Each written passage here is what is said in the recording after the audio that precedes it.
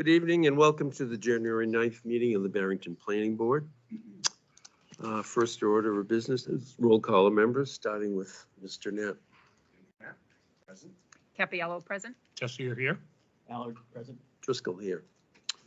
Okay, also with us tonight, we have Vanessa Price, the town planner, John Huckins, zoning administrator, and Barbara Irvine, the land use and planning board executive assistant. I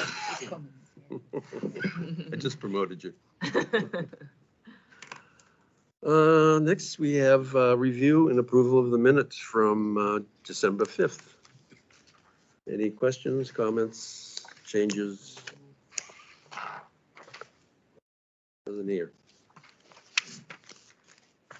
Hearing none? Hearing none, is there a motion to accept the minutes as printed? Make a motion to accept the minutes. I'll second. Roll call? I'll abstain since I wasn't here. Jesse, you're right. Driscoll, aye. Okay, next is staff updates from the town planner. I will be brief tonight. I wanted to talk a little bit more about the housing committee update, but I can do that at our next meeting. But we're holding a scenario planning workshop. Data is rescheduled to January 31st from 4 to 6. The information provided you was provided to the board about some of the data and statistics about the current housing that we have in our zoning. Next up is the work session meeting. That'll be on the 16th, where we're going to look at working on updating our subdivision regulations and talking about technical review group. And just to inform the board, we had 2 applications that were withdrawn that will not be heard tonight. They are case file 223-26-58 and 59, RC-23-LL, and case file 223-26-58 and 59 RC-23-SR. And that's all I have for this evening, unless the board has any questions or anything for me. Okay, also I'll make an announcement that the board will be ending at 10 p.m. tonight due to the weather, and we will continue on the 16th. Or anything that hadn't been. The 16th? Yep, 16th. Today's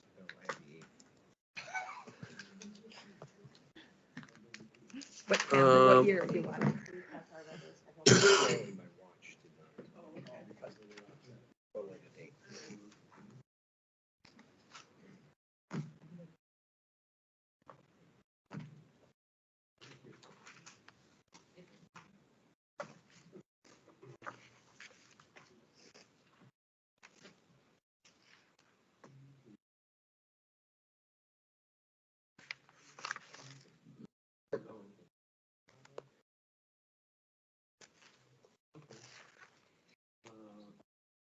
Oh, sorry. We're going to make a motion to move it to the 16th.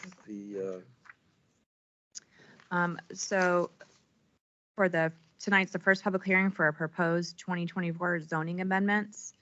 The board had discussed about moving it till tomorrow night, which is January 10th at 6:30 p.m. due to the inclement weather coming in. It was advertised that if we were going to have inclement weather, it would be held the day after, and we will have a quorum tomorrow. So we just asked for the board. Yep. Tomorrow. Yep. Okay. I just asked the board to vote for that change or date move. Okay. Next item. You want to vote on that? Yeah, okay, roll call. Capiello, aye. Jesse, you're right. Allard, aye. Driscoll, aye. Next item is we are going to listen to member Andy discussing the proposed articles, warrant articles that he has was going to present later. So I'm sitting here with a plea to the board. I know I had told you all that I would be submitting warrant articles for zoning changes by petition, and I did it. But sadly, I submitted them all Thursday, and apparently they were all due Wednesday. I collected everything up Wednesday and then walked in to hand them in. and I missed the deadline. I can't tell you the nauseousness that I felt and the 50+ people that signed them that I will right now publicly apologize to, who all put signatures on for these changes. So I am making an appeal to the board, since 50+ people signed these and submitted them, that the board will take them up on everyone's behalf for submittal. There were 7 proposed warrant article changes. The first one being a background for the minimum lot size, 4.2.1 in the general residential and neighborhood residential, with a minimum lot size for single-family dwellings to 150,000 square feet, which includes 60,000 square feet of free of poorly and very poorly draining soils. It runs through all the standard language that's in here. And then additionally, the 60,000 square feet must contain at least 35,000 square feet of contiguous uplands. And I would gladly submit these so that they're in as formal documents. The basis behind it moves us from our current 1.88 acres to 3.4 acres, making lot sizes much more in line with what would be considered a rural district or rural community district.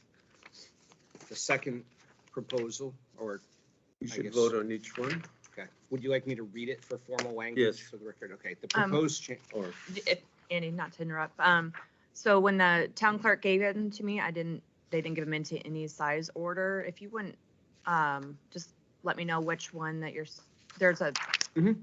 a memo starting from 1 to 7. If you wouldn't mind, just let me know which one you're reading first, so that way I can keep it for the note keeping. So Thank you. the first one I'm reading is 4.2 minimum lot size.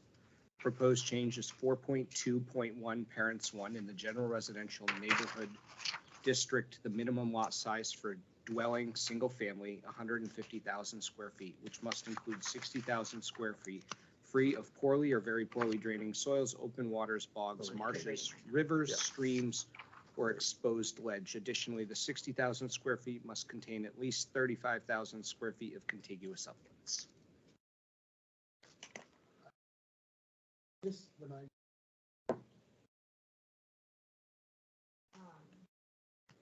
Are you on 4? From the, the memo that I wrote, I should say what number it is, number 6. Because the town clerk just gave them to me and we're like, here you go. So I just went front to back. So, it's item number 6 on the numbering, so, is the one that he read. Oh. Sorry. Do you need an extra? Which, I didn't realize that. Yeah.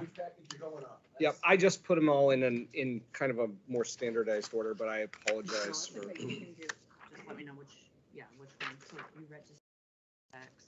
Yep. If you wouldn't mind just matching it up for me, Yep. that way I can make sure it's in the meeting. Do you want me to just write it, number 6 on the Sure. top? Okay. So that would be number 6.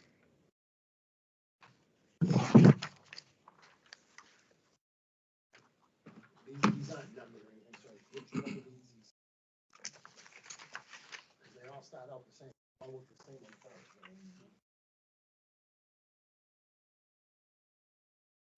That's number 6 on this one. I don't care about these.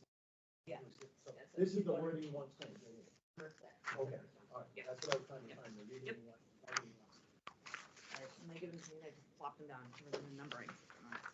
So I would like to propose a motion to change 4.2.1 parents 1 to the proposed language. is there a second?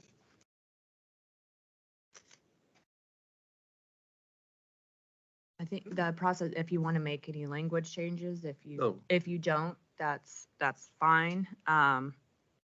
If the board wants to make it, then you got to open public comment and close public comment and then vote for that article.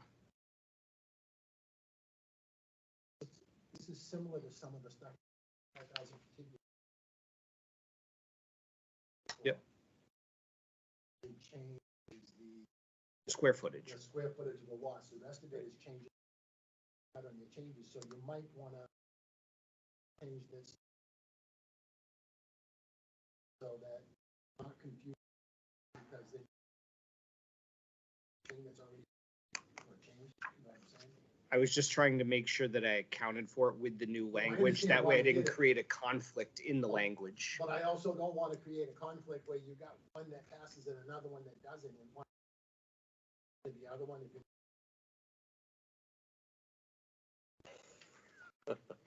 You Yeah. understand? Well, I don't know if it would, because if I pass, I guess unless you strike the whole second half of it. Oh, but you could, theoretically, it could flunk, the other one could not pass, and this one could pass. May not want to take the language. That's why I'm saying I don't think you do want to take the language out. It actually creates clarity, and it creates consistency from what we've proposed. The only thing I'm proposing is the change in the lot size to be more conforming with what our master plan really defines us as a rural community.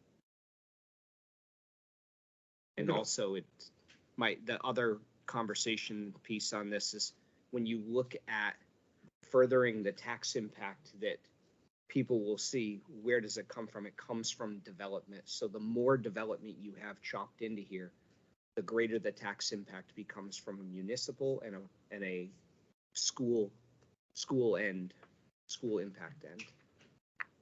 Okay, I'm gonna open public comments on this, if anybody's interested in commenting on this. Time limit? We're gonna do a 3-minute time limit on comments tonight, by the way, due to the weather and the size of the crowd. Any comments on this article? Hearing none, I'm closing public. Oh, go ahead. So Robert Caverly, Young Road. I agree with Andy. I'm one of the people that signed this petition. Yep. There's people that are moving out of this town because they can't afford the taxes anymore. And something has to be done to slow down the development of this town. And so I am strongly in support of you guys to. Thank you. Seeing none, no more people, I'll close public comment. Is there a second to Andy's motion? Second. Roll call? Nap aye. Capella, I'm voting, it doesn't necessarily mean I support it. I think there may be other ways to limit growth, but I will support. I think it was an honest mistake and support it. We had 50 signatures. Tessie or nay? Al or nay? Driscoll, aye.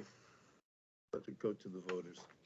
Well, it doesn't go to the voters, it's gonna go for you to hold the public hearing. Right, okay, but eventually it may. The second item proposed is 4.2.1 Parents 2, which is Number 7? It's number 7 on there. number, is it number 7 here? Yep.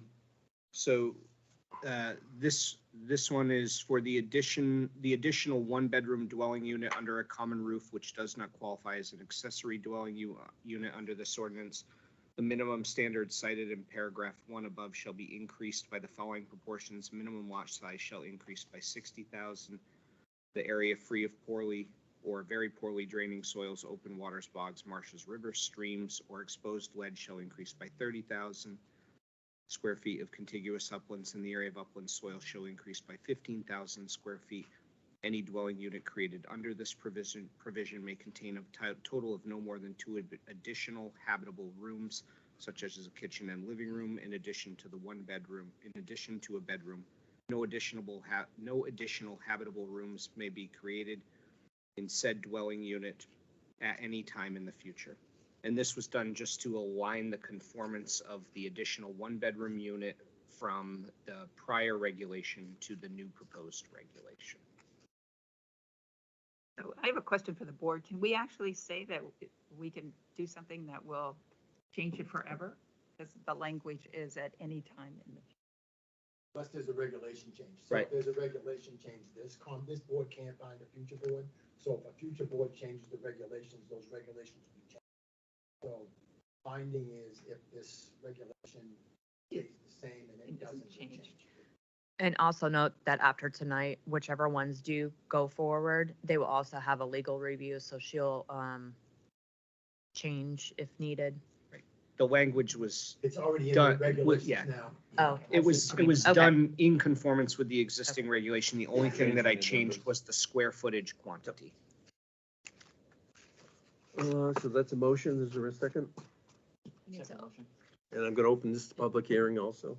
We didn't have public hearing from online, did we? there wasn't anybody on. Oh, there wasn't. They didn't raise their hand. Okay. Sorry. Seeing none, close public hearing and roll call. Nap aye. Happy LOI for the Check. senior reasons. Jesse or nay? Allard, nay. Driscoll, aye. Thank you.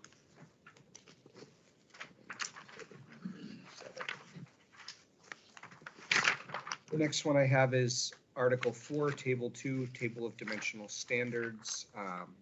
And it is the general residential minimum lot frontage from 200 to 300 square feet. It is number 1 on the item.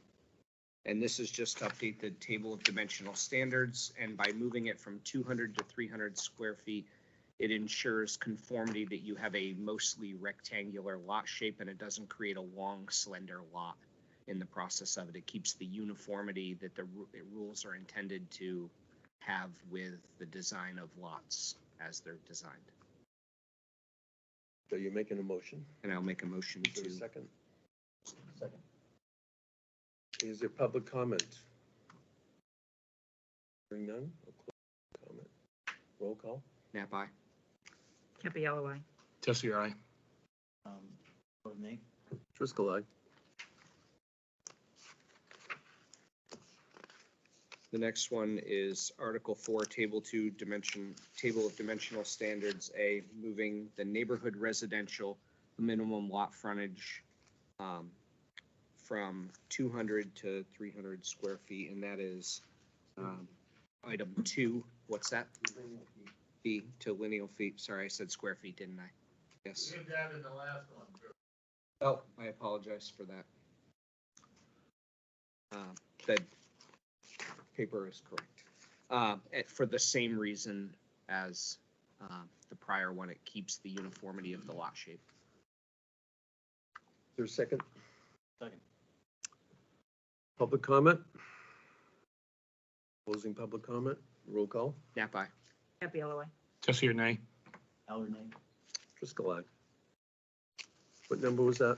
That was number 2. 2. The next one on the list is Article 4, Table 2, Table of Dimensional Standards, General Residential, minimum lot size, square feet B from 80,000 C to 150,000 C.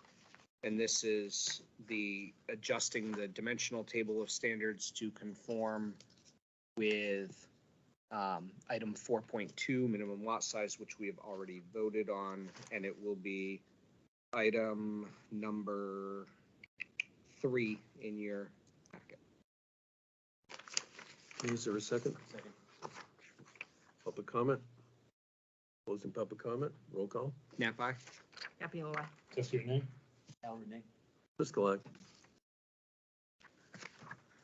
Next one, Article 4, Table 2, Table of Dimensional Standards, A, neighborhood residential, minimum lot size in square feet, B, from 80,000 C to 150,000 C. Again, aligning with the prior item we've already voted on to adjust into alignment with the proposed regulation. Second. Thank you. Public comment? Hearing none. Closing public comment. Roll call. Nap aye. Happy LOI. Jesse or nay? Allard, nay. Driscoll, aye. That was number 4. And the last one. Backlots 4.1.3, backlots 4.1.3, parents 1. The parcel must have at least 75 feet of frontage on an existing class 5 or better road. This is an adjustment from 50 feet to 75 to ensure that there is some buffer between the driveway going in and the homes that go in around it. And that would be number 5 on your chart. Second. Okay. Public comment? Seeing none. Closing public comment. Roll call. Nap aye. Happy LOI. Jesse or nay? Allard, nay. Aye. Driscoll, aye. Wait, say aye or nay? Yes. Okay, I'm like, Is it not? throwing me off here, okay. Thank you for the board for supporting at least moving this forward. I appreciate it, and I apologize to everybody in the public who took the time, effort, and energy to do this, and I failed as the person putting it in place, so I appreciate everybody's help and support to move this forward. In the name of protecting our town. Thank you. Here are the documents. Thank you.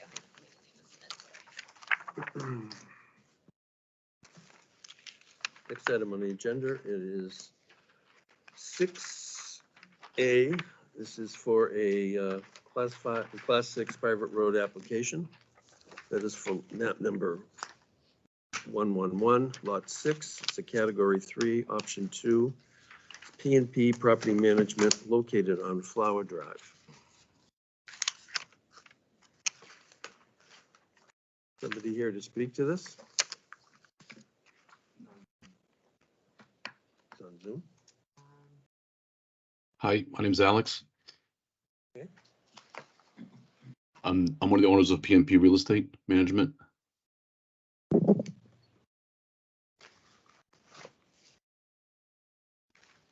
Just give a brief outline of what you would like to do, please. So we apply for the permit within the setback guidelines, and now we're applying just for the road improvements aspect of it. I guess we're the first ones doing this. I'm not really sure how this is playing out. We did submit the estimated build costs and then 10% for the road improvements, and that's what we're here for tonight.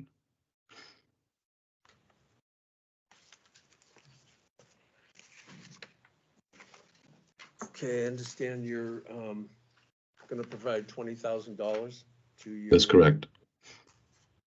He's Yep. gonna do $20,000 worth. Right. Not supplying the county money. Not the town, I said for the Flower Drive. Well, no, he's proposing to do this work that equals $20,000. Okay, he's gonna, Flower okay. Drive's not doing the work. It's his fault. Oh, okay. It's his responsibility. The I way the thought someone- selectman policy works is he has to have the work done before I can give him the CO. Okay. And he doesn't pay he can pay his own contractor to do it, but he doesn't supply money for someone else to do the work. Right, okay. There seems to be some discrepancy about what would be the best approach to this road. Do we need to decide that or just the amount? I think that this shows it. The way I understand this policy is this shows that it complies with the policy that the selectmen have, and you make the comment that it would supply with a policy for what the planning board has done in the past. Now, there's something I see there for what the road agent was saying, there's some other areas. Yeah, that's what I was looking So at. this board could say that they agree with Mark, so that when the selectmen are looking at it, they can make a decision on what they want to make sure is done, because technically the select board is the only one that can determine what has to be done in order for the permit to be issued, but you can say that you agree with Mark that the other scope is more prudent for this road as part of your recommendation. Mark wanted to repave that section, right? So that was his He went recommendation. culverts, He I wanted think. he wanted some culverts installed. So if they do that culvert work, they might not be doing the pavement. So there's $20,000 worth of work. So what work gives you the biggest bang for your bucks? But if you pave the road and then you rip the road up to put culverts in, it kind of makes no sense. So it would be to spend the $200,000 to do all the drainage work, 20. or 20,000. 20. Yeah, so, yeah, so if they spend $20,000 doing the drainage work and the paving doesn't get done, it's probably more prudent than just paving and then having to rip the pavement up. And I think that's what Mark's comment was about, which I think you guys could say you concur with Mark, that makes the most sense. Yes. Yes, I would agree. I'm Kevin Brigham, I'm here from Flower Drive. Yeah. It's not public, hang on a sec. Yeah, you have Well, to, are you the owner? I'm the president of the road. Okay, if you wait for public comment, Sure. yeah. Okay, at this time, I'm opening this for public comment. Anybody would like to So if you'd like to come up to Step up the here. seat or the podium and just, there's a microphone, either one, wherever you're most sit or right, comfortable. whatever's good. And make sure that, if you could push the button, make sure the light turns green so it can capture you. Thank you. Sure. Can you hear me? Okay. Okay, my name's Kevin Brigham. I'm the president of the Road Association over there, Flower Drive Road Association, and have been working with Alex on this particular project. One thing the board probably does not know is that we have a grant through DES to do the culvert work on the same exact property located just adjacent to the paving area. And that's going to be done this year. And once we finish with the culvert work, and the paving will be done. So you're looking for this applicant to pay for the paving? Is that what I'm hearing? The paving only, from the existing paving that's on that particular road. We're going to be cutting in drainage and going through and ripping up and throwing culverts in that particular area. And it'll be done this year. Yes. Yeah, we got an extension on the grant to the end of 24. Because I think the work has to be done in the same way. Right? Yep, so we're working on scheduling all that, getting prices, et cetera. All right, so our recommendation would be paving, I guess. Yep. Thank you. That was helpful. Could I make a suggestion that your recommendation is for them to work with the association so they can get the culverts and paving done in a timely manner type of thing, you know, that? Yes, to ensure that the culverts get installed, and then upon completion of that the paving is completed beyond that, if that, to use up the $20,000 as allocated. I didn't close it yet. Okay. Thank you. Closing public comment. Andy, Or would is you there like any- that? Unless someone else I wants was to. gonna say, or is there any other public? Nobody comment? else has raised their hand, so. I don't think there's anybody else. So we have a motion to have Vanessa send a note, a letter to the planning board. Of our Select board. support. Select board. Forgot where it was for a But moment. we haven't even got late yet. And is there a second on that? Andy's motion? Second. Andy. Oh, he seconded. Yeah. Roll call. Nap aye. Capello, aye. Jesse, aye. Alan, aye. Driscoll, aye. So you can just work on the wording. Yeah, with the paving. Yep. So this Paving is and just gonna go to the culvert. selectmen because they make the decision. The planning board has to make a recommendation to them before the selectmen can authorize the issuance of the building permit. So the select board, once they get this stuff, will schedule their meeting to hold their hearing on this.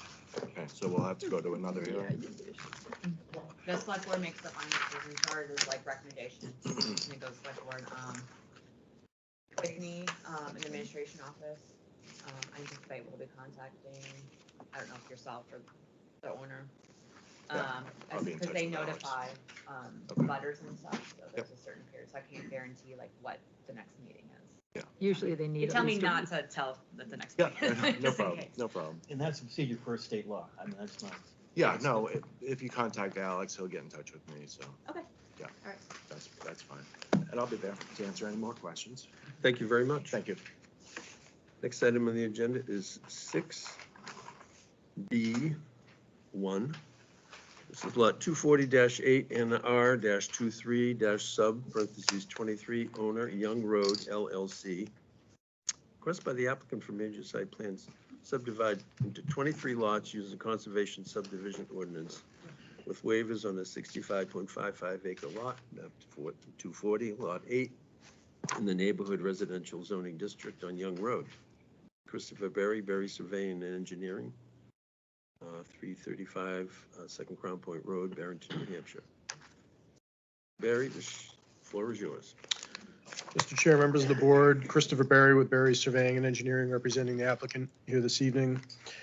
Since the last planning board meeting, we are in receipt of a comment review letter from CMA Engineers. We've gone through and addressed all of the comments that CMA had on that first round of review, and then resubmitted plans back to the board and CMA for their second review.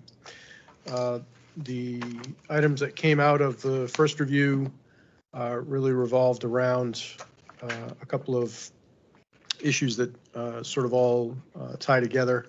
The first is that they asked that we take a second look at some site distances that we had on our plan. The result of that is that we combined one additional driveway due to the site distance on one of the driveways that's further to the west. And then per one of their other recommendations, we combined two other driveways so that we have a total of 10 driveways. Their comment review letter recommended that the applicant consider removing the driveways down to a total of 10, and that's what we've done and resubmitted back to CMA and the board for review. Secondly, they asked how we derived the platform elevation for each one of our driveways and how we would achieve the required 10% max grade into each one of the lots. And so we demonstrated by plan the driveway grades into each one of these. We've graded out the entrance pad to the front, either 40-foot or 100-foot setback. Provided the driveway profile to prove that we would meet the platform requirements as well as the 10% max grade, and how the areas would grade out within inside of that area. Additionally, pursuant to your stormwater regulations, we provided stormwater sediment erosion control devices, a sediment erosion control plan as part of that grading scheme, and provided additional notes on the plan about sediment erosion control devices needed during construction. Each one of these home sites would likely trigger the 20,000 square feet of disturbance that would then require a sediment erosion control plan be submitted to the building department. And so we've noted that on the plans. And we've also provided sediment erosion control details on each one of the lots further down on the lot to demonstrate how somebody could be compliant with those requirements in the future. I want to point out that this is a subdivision. This is not a site plan. So we're trying to create individual lots for individual sale. We're not creating a subdivision where we have exact home placements picked out, exact home styles picked out, septic system locations, well locations. We are creating lots for people to build on in the future. And so because of that, we're not able to grade out and demonstrate how somebody would provide sediment erosion control features for the exact site plan of each one of these lots, because they're all going to be different. And so we've attempted to provide the board with enough information so that you can see how it could be done and how it will be done in the future, and to demonstrate compliance with the 20,000 square feet. Each one of these landowners, as part of the septic design, will have to provide John or his unfortunate predecessor with a sediment erosion control plan, which is required by your subdivision regulations. We've also provided a hydrogeographic study that was submitted to the board. There were no comments made by CMA on that. There were some additional comments made on the traffic analysis that we had done. We provided the additional data and then resubmitted that as well. And then we had previously submitted a stormwater analysis demonstrating that the project does not increase stormwater to Richardson Pond from the 2, 10, 25, and 50-year storm events, which CMA has reviewed. They did not comment that that analysis was flawed. They have commented that if the analysis were done differently, we may have different results. And that is a comment that they have remaining here this evening. A few of their other remaining comments have to do with 2 construction details that they've asked us to update, which we're happy to do, and have commented that the stormwater management plan that would be required for the lots has not been submitted, which it has not, because the lots are not proposed to be developed at this time, at this phase in the subdivision. So that's where we're at with as far as this project. The zoning board has obviously granted the required waivers and requested waivers that we, variances that we had on the project. The planning board granted the one waiver that we asked for concerning utilizing the ASHTO standards for site distance requirements. And we believe that we've submitted all of the requested information of us at this time.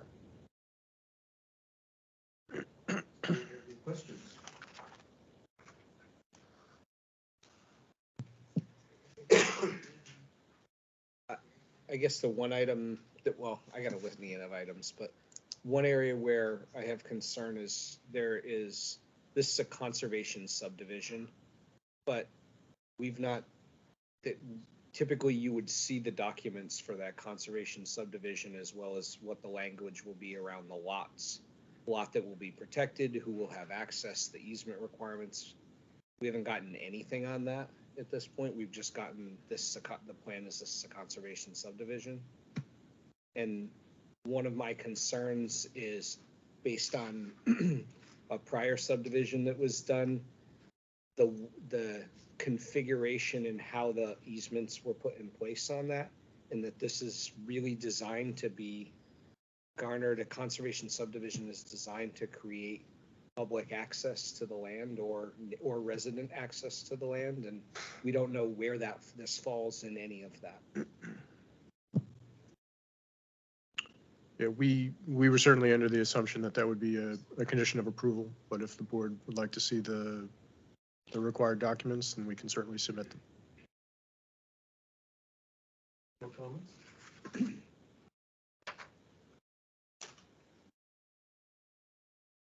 I had some comments on,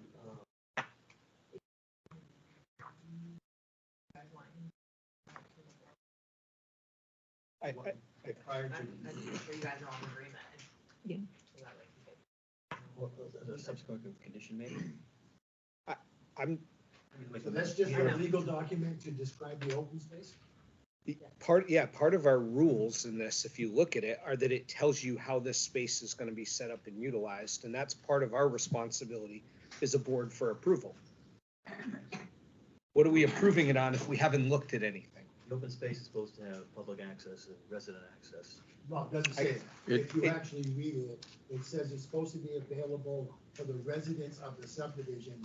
The applicant has a right to allow public access, but it's not a requirement in our regulations. It's written out in 3 different approaches, whether it's open space is a public access space, is if it's a resident access space. The applicant gets to choose. You're right.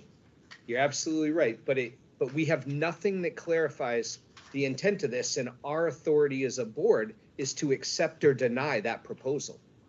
And that is written into the regulation as what we are under 14.12 under The subdivision and zoning. the subdivision under scattered and premature development, where the board has the right to deny based on excessive, expletive or public fund, of an excessive or expletive use of public funds, violation of zoning ordinance or planning board site review regulations or subdivision regulations in which may otherwise be lawfully denied. So if you don't have legal description of the open space, you're saying that it's premature and scanty? I think it doesn't meet the definition of a conservation subdivision anyway. Well, they got zoning relief on it. That's the reason why it doesn't conform that. If they didn't get the zoning relief, then they conform because it got the zoning relief. They got zoning relief for 2 lots. That's No, not true. They got zoning relief to have access from the frontage for all that stuff across the front without having all that, buffer space all across the whole front. They got relief for all of that. Right, for the frontage. And that's the reason why it doesn't comply with the, conservation regulations. Other than that, it complies. That's your opinion, John, but you're the zoning administrator. Our job as the planning board is to review and interpret the regulation and then respond as a board to that. And I have a whole list of items that I do not think it meets from a compliance end. Well, that's why we're here tonight. I mean, we'd like to hear that from you. Yeah, you'll have to, yeah. So- If you deny it, you gotta give all the. I have Right. pages of it. So the reason that and I guess if you want me to go right down the list, I'll go right down my list of what I have here. Under applicability, where we talk about the health, safety, welfare, and prosperity of the community, which is on page 1 in our zoning ordinance. I don't believe Zoning or subdivision? zoning, that it meets or complies with the rules of the zoning ordinance to that. And if folks would like me to read them, I will gladly read each and every one. Yeah. Make sure you tell us the food. So 1.3. Provide Barbara when you're done. 1.3.1 Parents 2, to safeguard natural sources such as pond, lakes, rivers, streams, wetlands, forests, and aquifers. I don't believe it accomplishes that because it usurps the regulation or the authority of the board by developing it out in an individual basis so that the 100,000 square foot trigger for AOT isn't there, or any of the wetlands and other protection measures that would be put in place. So, Mr. Chair, should I respond to these as Andy's reading through them? So that line of thinking implies that there'd be no frontage subdivision permitted under the zoning ordinance, which any frontage subdivision really of any size doesn't necessarily trigger an AOT permit. And so you're saying that we've intentionally done this to usurp the zoning ordinance and usurp other state regulations and state permits that aren't required for a project design like this. And in so doing, we're endangering the health, wealth, and safety of others, including ponds and streams. But we're in full compliance with the wetlands ordinance, and we're in full compliance with the prime wetlands ordinance. We have no wetlands permit. We do not require an alteration of terrain permit because this is a frontage subdivision. And so I think the term usurped is being used in a way that makes it look like any frontage subdivision is also doing that in that light, and that's not the case. My opinion is, when I look at this, I do not think it, as I said, I believe it usurps the intent of the regulation in how it's written, how our regulation is written, and the way this subdivision was designed and configured. And as I carry through this, I think I'll explain further on that as I go through it. And when I talk about the health, safety, and welfare and prosperity of the community, I think this directly is a negative to the people around there. I think it is a massive safety concern when you look at the development and build out of any of these houses down there. Because when I look at construction equipment, everything that's going to be lined up on an already tight and narrow road, you are putting people's health, safety, and welfare directly at risk for it. And when I look at the development that was completed across the street and the neighbors that presented the problems they had with their homes, I think it is indicative of the problems you will see with this property and parcel development as well. The next item I have, 1.3.3, to preserve the essential character and quality of life of the community. It does not achieve that.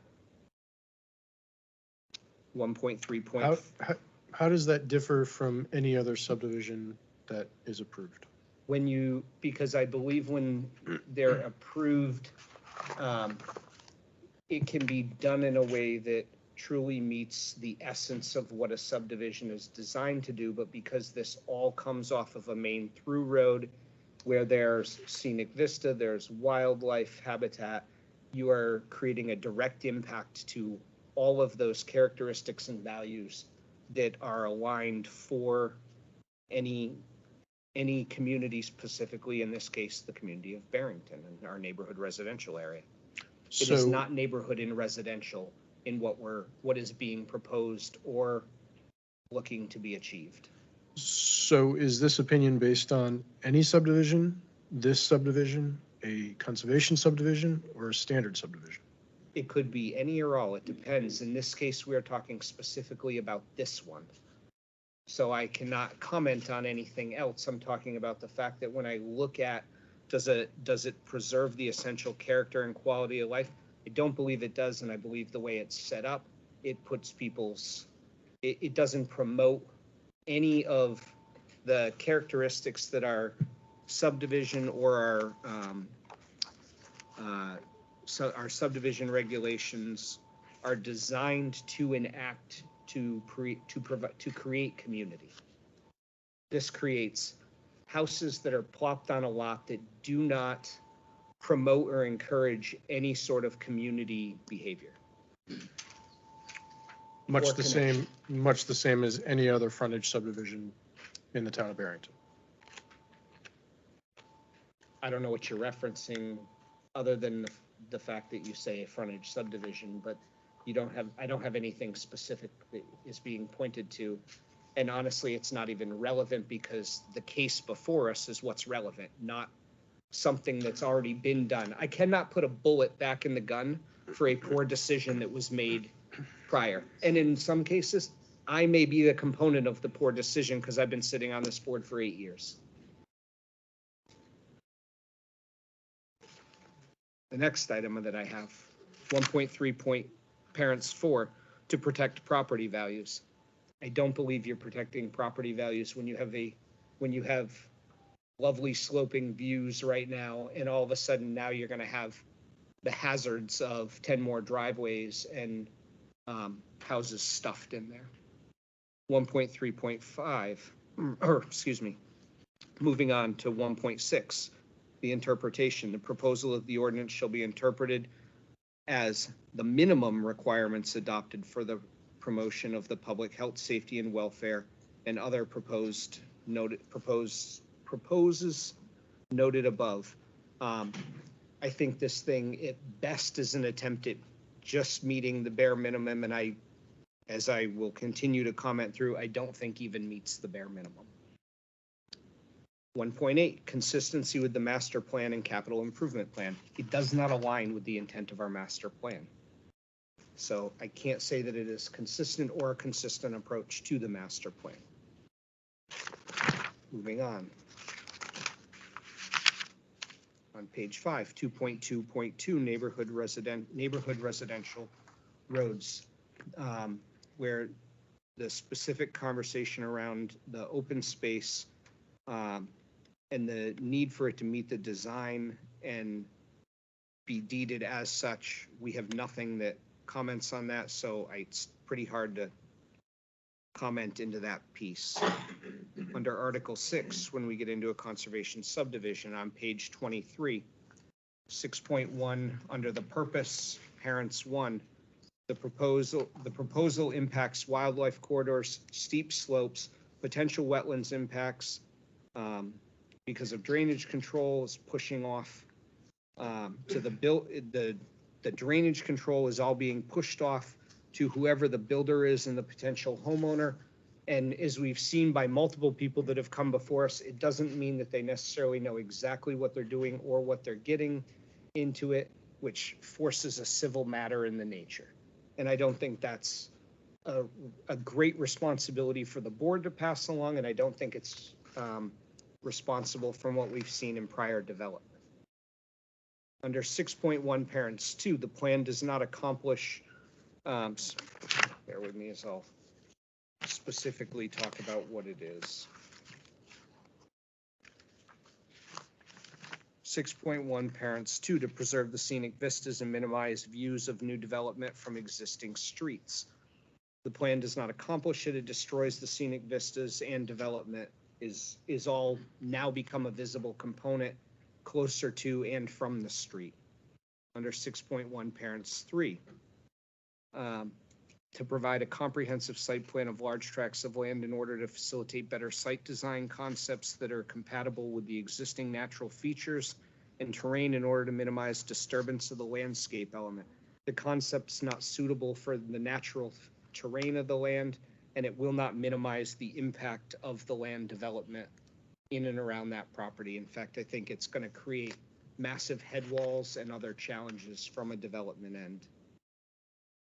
6.1.4, to increase flexibility and efficiency in the siting and services and infrastructure by reducing street length, utility requirements, drainage requirements, and amount of paved surfaces where possible.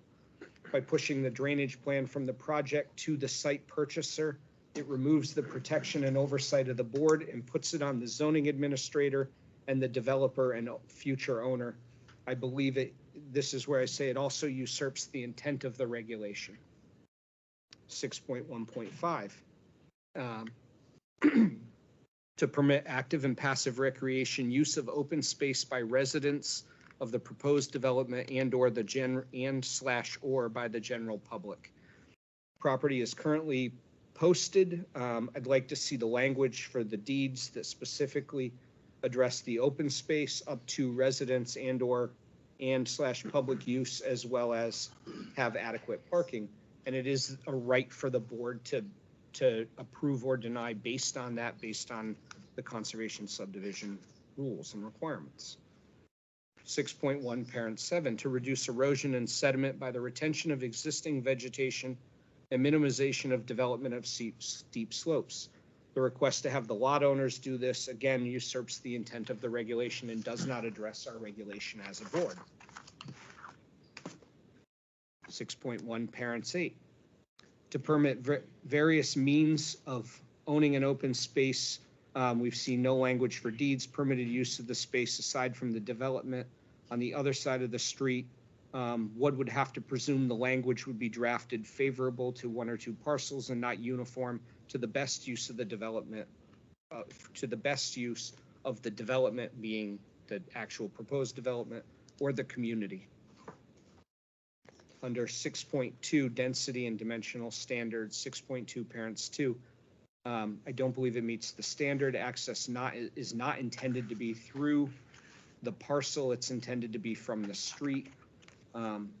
Noted as the internal street the project is on. Because there is no internal street, it does not create an opportunity for access into the parcel if it's open to all of the residents or the public. It actually, if it's open to the public, you're forced to go in through the access of the pond down below where Winnie the Pooh Trail is, and it forces all the parking and overflow for that down into that area. Mr. Chair, I would point out that each one of the lots has direct access to the open space as part of the subdivision design. I agree with that statement, but we do not know how access is being applied for them and/or for the openness of the community, because none of that has been provided or addressed. Yeah, I'm pointing out that each one of the lots has direct access, meaning it touches the open space. So the idea that we have to go all the way down to the trail to gain access to the open space, none of the lot owners have to do that. Well, but the regulation says, and/or the general public. So, and also in the preface, it says you have to achieve as many of the objectives as possible. Mhm. Right. So to say that, we're gonna exclude the general public, I think is, certainly to Andy's point, is something that needs to be addressed by the board. I think the whole point of a conservation subdivision, when we look at it, is to build it. The point is to be able to cluster that density and then open that space up for the purpose of community. And when we don't address that, it doesn't happen, and you end up with the potential for misuse, mismanagement, or no access to use, which just further closes off what our intended regulation around conservation subdivisions is. Moving on page 27, 6.3.3, where it specifically notes compliance with other regulations, all conservation subdivisions shall, in addition to the requirements in this ordinance, comply with applicable standards contained in the Barrington subdivision and site review regulations, as well as other applicable town and state regulations and policies. 6.3.5, homeowners association requirements. It specifically notes, as a condition of approval, the applicant for the conservation subdivision shall be required to provide for the establishment of the homeowners association or similar entity to management in perpetuity all land and improvements within the subdivision that are to be owned in common. Specific requirements for the establishment of such an association are defined in the town's subdivision regulations, and we have not received anything that provides any guidance on that where we may provide input. Article 7, supplemental regulations.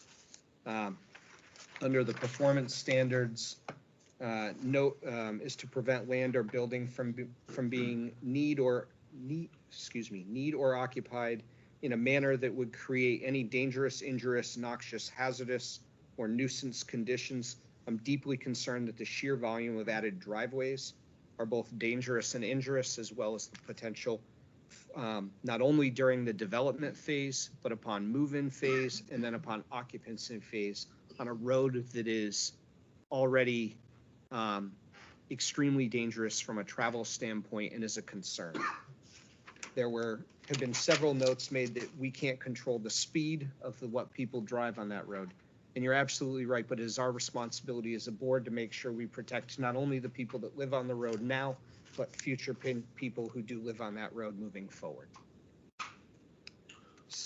I would just point out that that's been a topic of conversation throughout this entire project.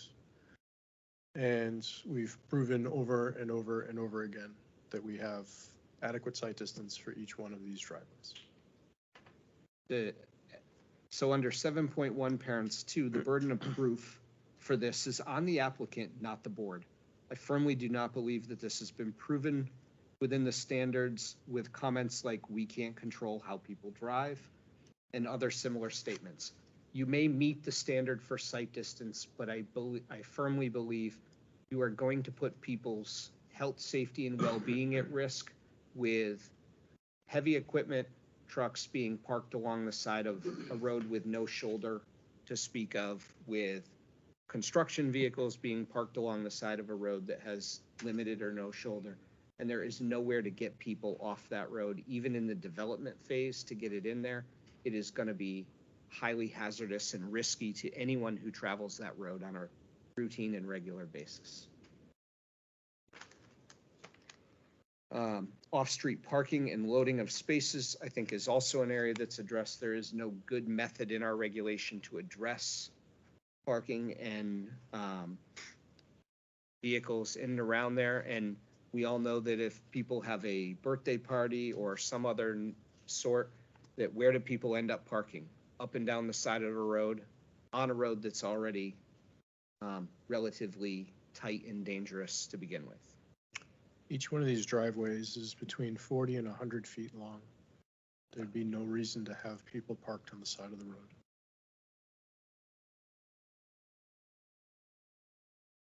I'll reserve comment on that.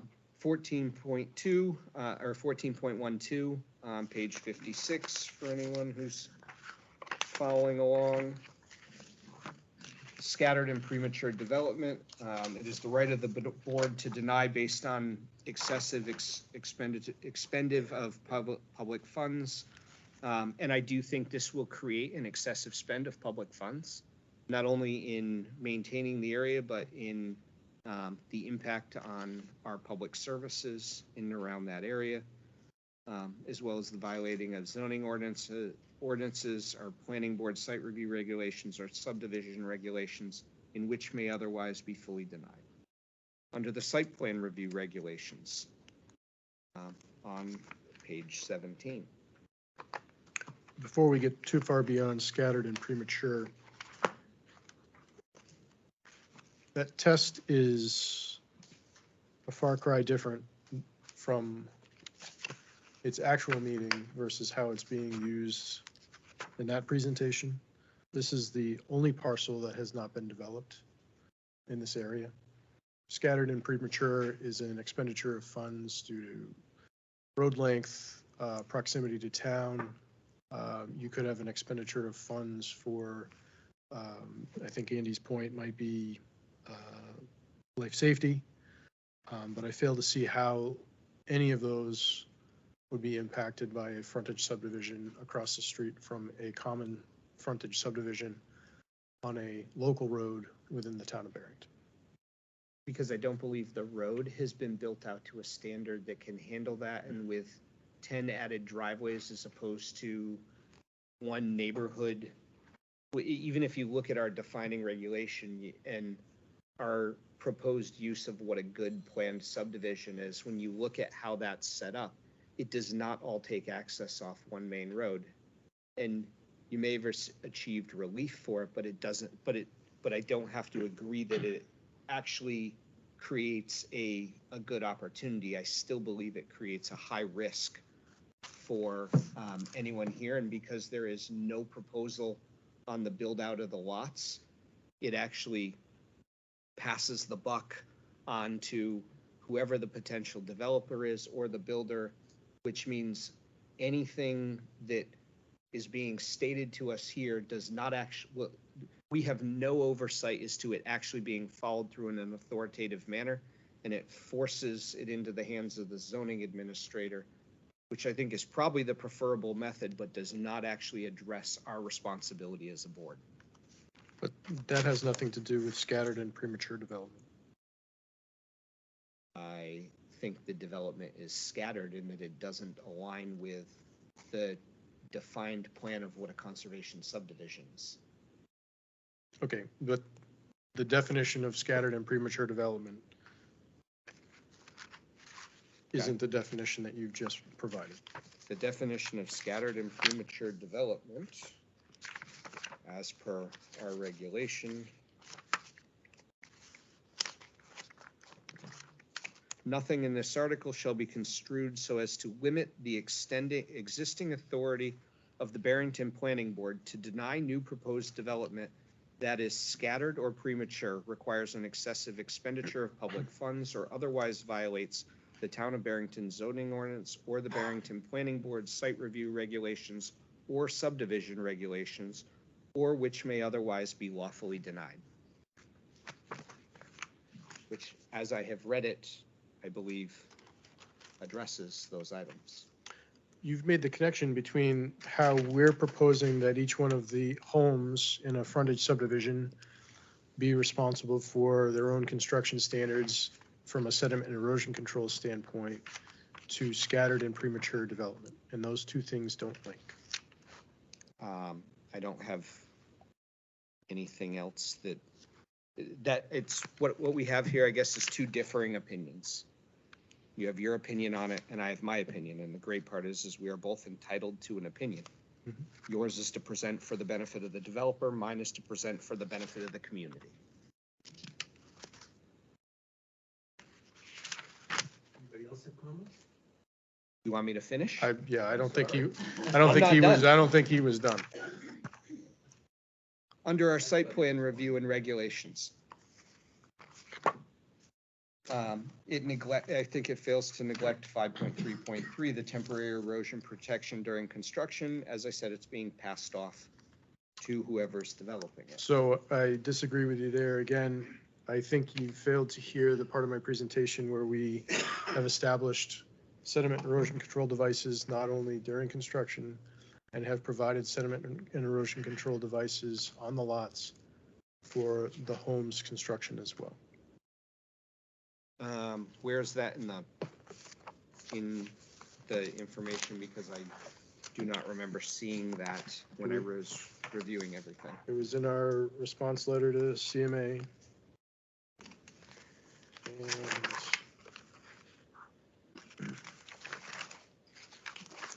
sheets 62, 63, and 64 are sediment erosion control details. And so I have a question on that.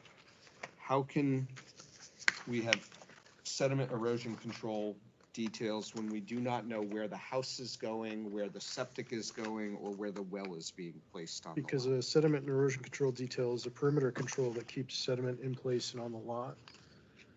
And so as you can see on sheets 21, 22, 24, and so on, we're providing sediment erosion control details around each one of the constructed driveways.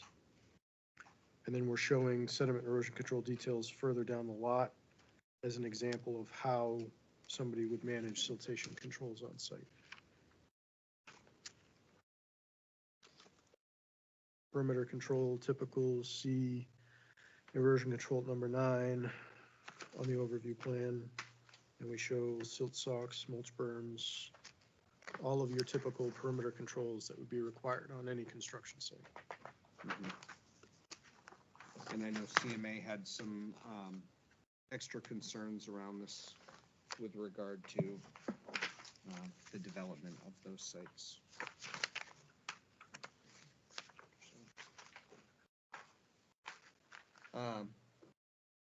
Moving on from that, because I think we've covered it, and I appreciate the fact that you've addressed there.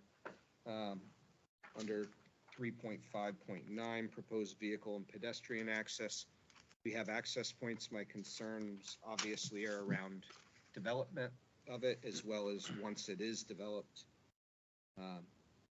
how vehicle and pedestrian access is handled on an already difficult road.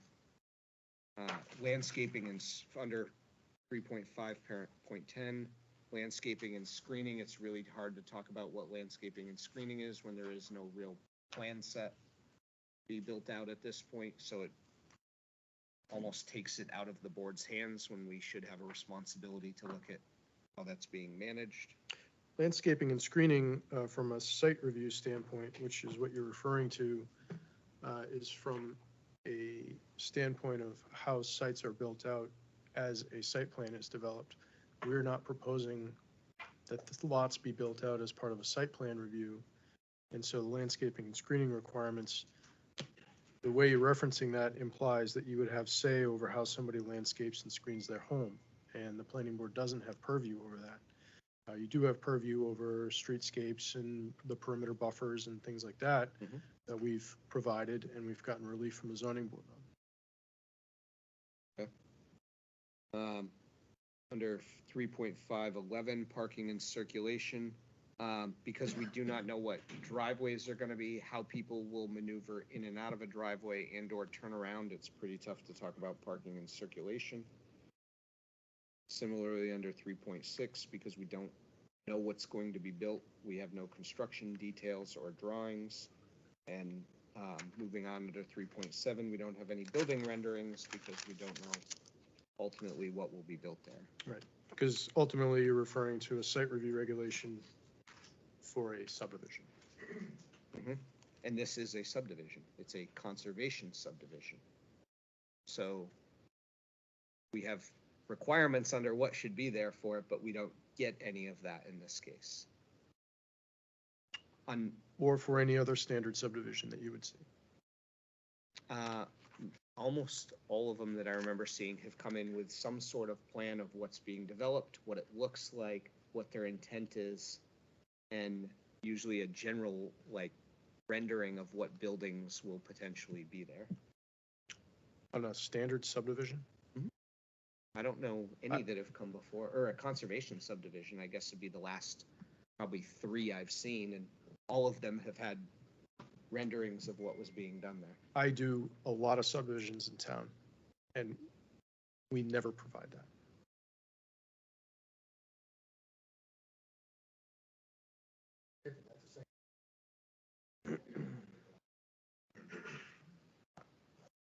Everything that's been done recently, I remember seeing proposed development plans, like some renderings of what will be there. Yep.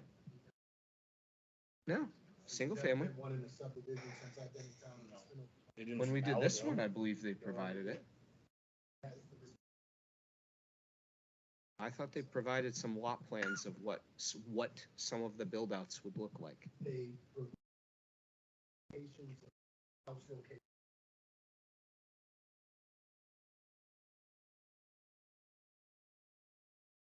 Of what?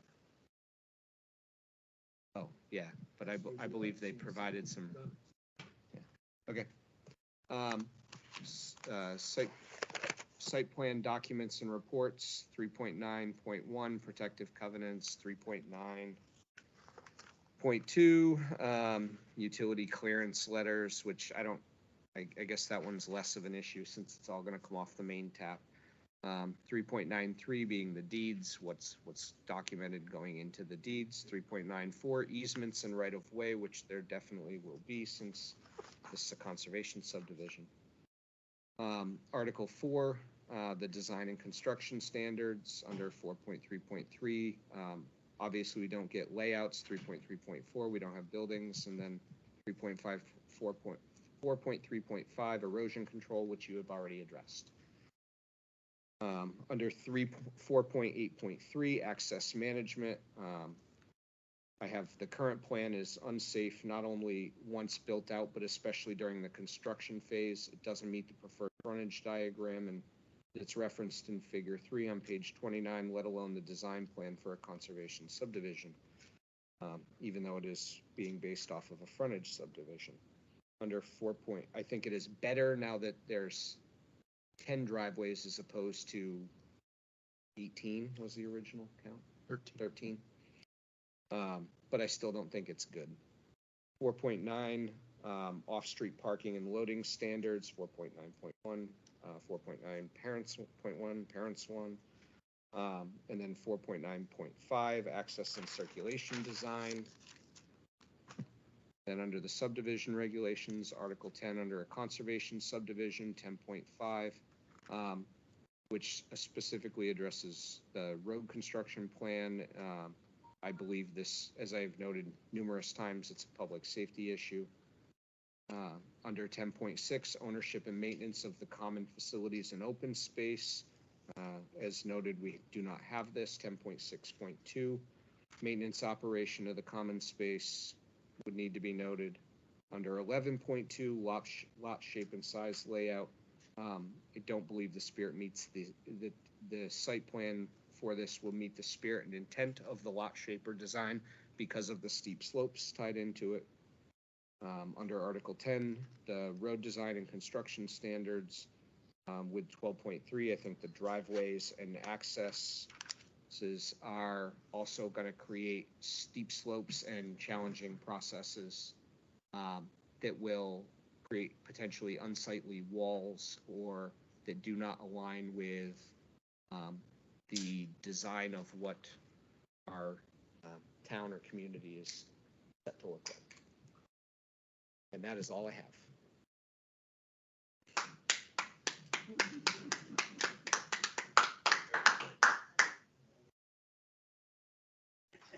Sorry.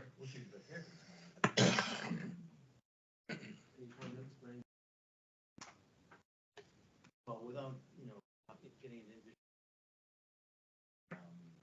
access.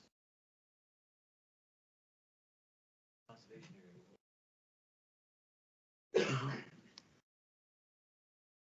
How it's gonna be protected in the future. Ron? Sorry to interrupt. Microphone and sit close to it, otherwise we get nothing. Seriously. I think that Thank you.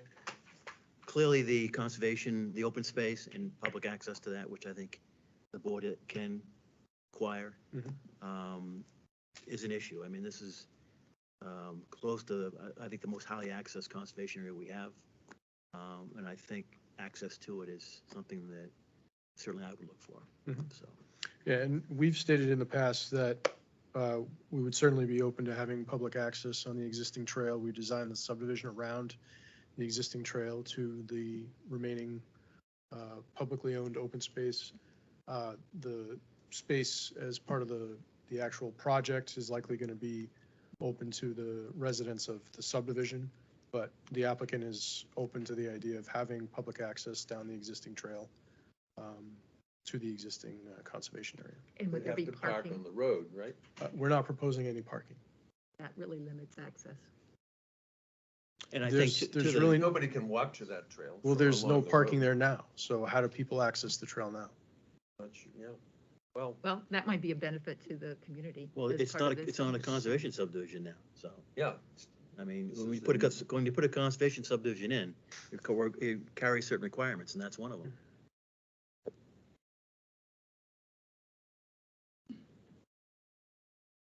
okay, no more comments by the board. I'm going to open up public comments. We're going to set a 3-minute limit on comments. Andy due didn't to have the 3 number of minutes. people. Huh? The advantages of being a board Sorry. member. You wish, Chris, you wish. Ding. Great, yeah, please come forward. Want to make sure that the microphone's on green. Green light? Yes, Okay. Robert Caverly, 150 Young Road. First, I'd like to thank Andy for making a stand on this. I urge the rest of you from the board to do the same. There's most of what he just said is directly in line with the letter that I submitted from BCM Environmental, that this is what they do every day. They're paid to do it. They're experts in it. And they drove home a lot of the same points that Andy just made. That this does not meet the intent of a conservation subdivision. They may have gotten a variance from the zoning for frontage access from the road, but it's still being sold as a conservation subdivision. And it does not meet the intent of a conservation subdivision for a lot of the reasons he just said. And if you go back and look at that BCM letter, there's a lot of stuff in there that spells out why it does not meet that intent. And as far as intent versus regulation, they're pushing a lot on they're meeting the regulations and the minimum requirements. There's like very little hard regulation in Article 10 of the subdivision. It's mostly based on intent. And if you can't apply intent, Article 10 is basically a loophole for a developer to come in and exploit smaller lot sizes and get all the benefit from a builder's perspective while not giving anything back to the community. For the majority of this, pretty much everything that's been set aside for this conservation subdivision was never going to get built on in the first place, even the 3 backlots that they have to cross wetlands for. Don't know if they can even get a permit to cross those wetlands. After they get a permit, with permits, costs, engineering, materials, labor for building a bridge across there, is it even going to be worth putting 3 houses back there? So that's also goes into what he was saying, and you're passing a lot of problems on to the people that are actually going to be developing that. So I 100% on board with him. I know there's a lot of people in this room that are, so I urge you guys to make a stand with him. Don't be bullied by their lawyer saying that, you know, hey, if you don't do this, we're taking it to court. I hope you guys got to read that Supreme Court case. Basically in that Supreme Court case, they said you should not apply requirements in a mechanical fashion to approve these things. They basically said you have to look at the gray area, you have to apply intent, which is what that Article 10 is based on. So please take that into consideration and hop on board with Andy. Thank you. Still have 18 seconds left. Anybody else like to speak? Good evening. My name is Christina Brausch. I live at 114 Young Road in a butter to this project. I want to thank Ron and Mr. Knapp for their time in exploring the open space documentation requirement. As an abutter, we would really like the board to withhold moving forward with this plan until there is better defined documentation on public access to the conservation area. My property is part of a conservation subdivision, and the way the lot was laid out disallows easy access to the conservation land that we share. So want to make sure that such layout is avoided in future projects. Thank you.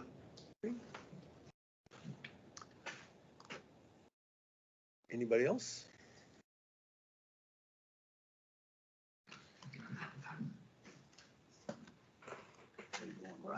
You go, either one. Come on. All right, one of the things I'd like to point out that, and I hope, Sorry, can you put your name and address? Len Caverly, 160 Young Road. One of the things I'd like to point out, and I hope you folks have gone over there and looked at that site. We'll say take 1,000 feet of frontage across that site, and there's a sheet of water that continually runs over that 1,000 feet. All right, you don't see it, but it's there, and it runs all the time. Now, we're gonna take that 1,000 feet and we're gonna take half of it away. So what's gonna happen to that water? It's all gonna be concentrated in small areas. And they're gonna exacerbate that situation by putting in driveways that require fairly steep slopes. In fact, they say right on their plans, they're gonna put 2-to-1 slopes on there. And this is gonna exacerbate the erosion and water quality going to the pond. And I think we need to be looking at those things. And in order to do that, I think that the developer should be required to show proposed plot plans with a house on it and the fills and cuts. And I think that's the only way that they're gonna really demonstrate, what they're gonna do to this land. If you don't see that, you're not gonna understand how this all works. My name's Brian Lindsay, 155 Young Road, abundant to this thing. And I do have aphasia, so I'm serious now. I have a problem talking. It's going to get worse. But I have put a lot of time into looking at this thing. And I got a question for Chris. Well, you generally have to I direct know, your questions here. Well, it's, the problem is, the CMA did a heck of a job on the response on his letters. And I had already seen a lot of that stuff. But the thing that really gets me now, and it got CMA is the problem that they don't know, you don't know where you have your location of your houses in there, has to do with what the stormwater management, that you need to know where things are changed and what the changed topography is. And so what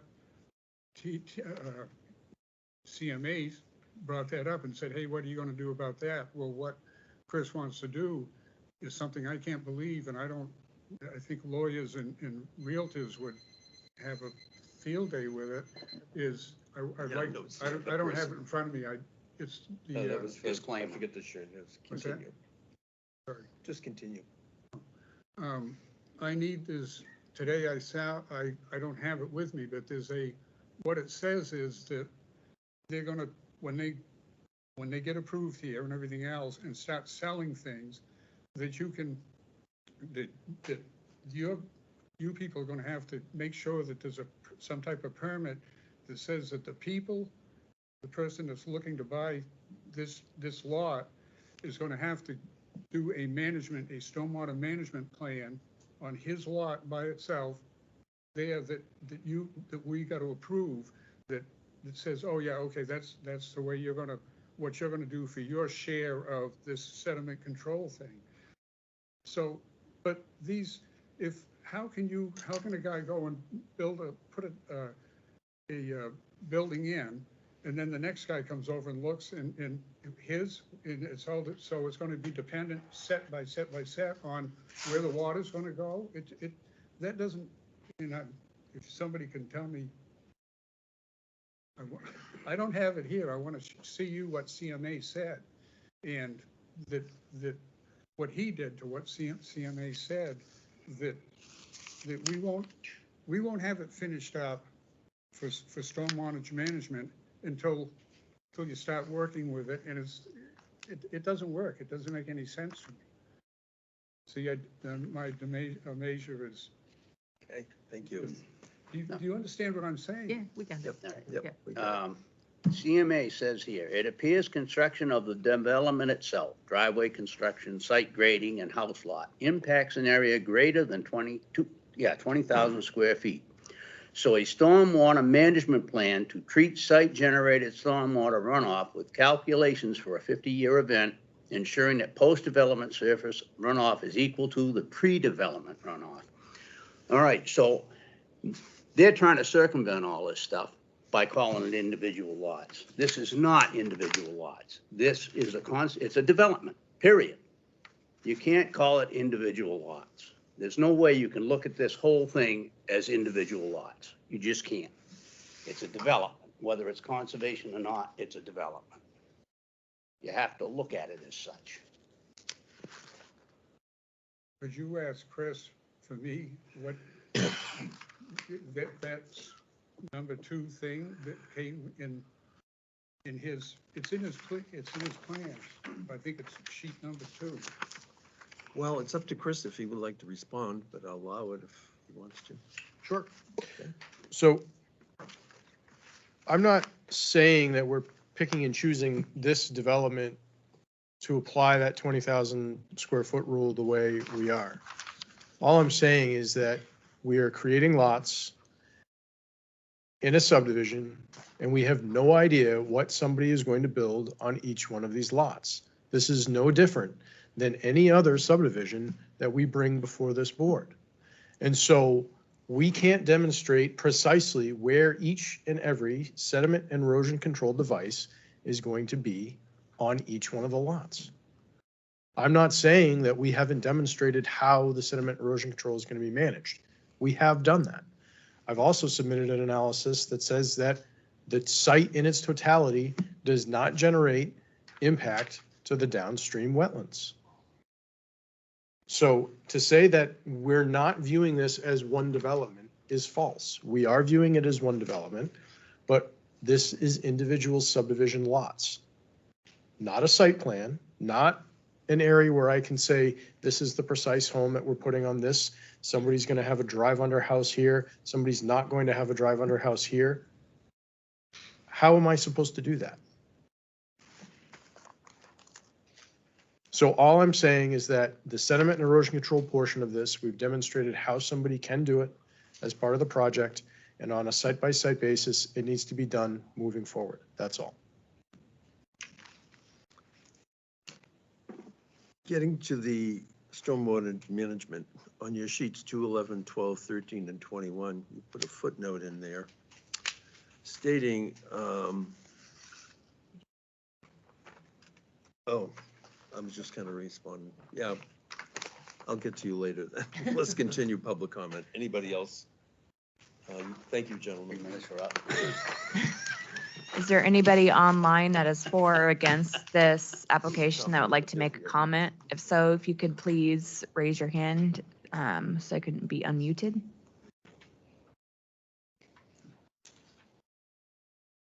Mr. Chairman, I don't see anybody online wanting to make a comment this time. I did have one question for Chris, if you please. On those pages, on the plan sheets, 2, 11, 12, 13, 21, you do make mention of 7.3 parentheses 1, 20,000 feet of disturbance and to trigger a stormwater management plan. But actually, you're not citing the whole article. It's 731 thresholds for plan requirement. Number 1 is the 20,000 square feet, but construction, and number 2 is construction of a street, road, or a driveway would trigger it. Number 3, disturbing environmentally sensitive areas would trigger it. And disturbing critical areas, item number 4 would trigger it. So I think your plan set should reflect that. Well, I can just reference the entire article. Yeah, that would be best, but That's fine. people were commenting on the 20,000 needed, 20,000 square feet needed Yeah, to and, trigger. and I just want to point out, that's a requirement of any lot in any subdivision in the town of Barrington. That's not specific to this project. Okay, I'm closing public comment, by the way. Thank you. Any questions by the board? Further questions? Okay, how would you like to proceed? Well, if the board would like to see the legal documents pertaining to the open space, then we can certainly prepare those and bring them back to the next meeting. So go to the next meeting. Mhm. Okay. Yeah, make a motion to continue this to the next meeting on the, Well, next meeting, Chris, can you, my next meeting?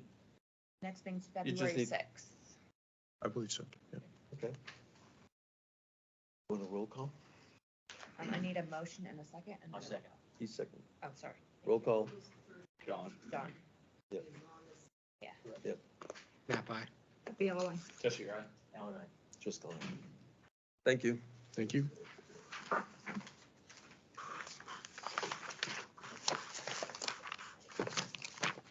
Next one, item number 2, B2 is lot 253-14-GR/STAO -23-SR owner Hambone LLC.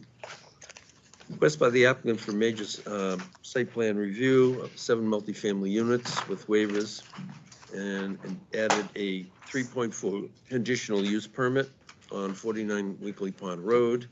We have 253 lot 14, a 13.47 size lot in the stratified drift aquifer overlay in the general residential zoning district by Christopher Berry of Berry Surveying and Engineering. Thank you.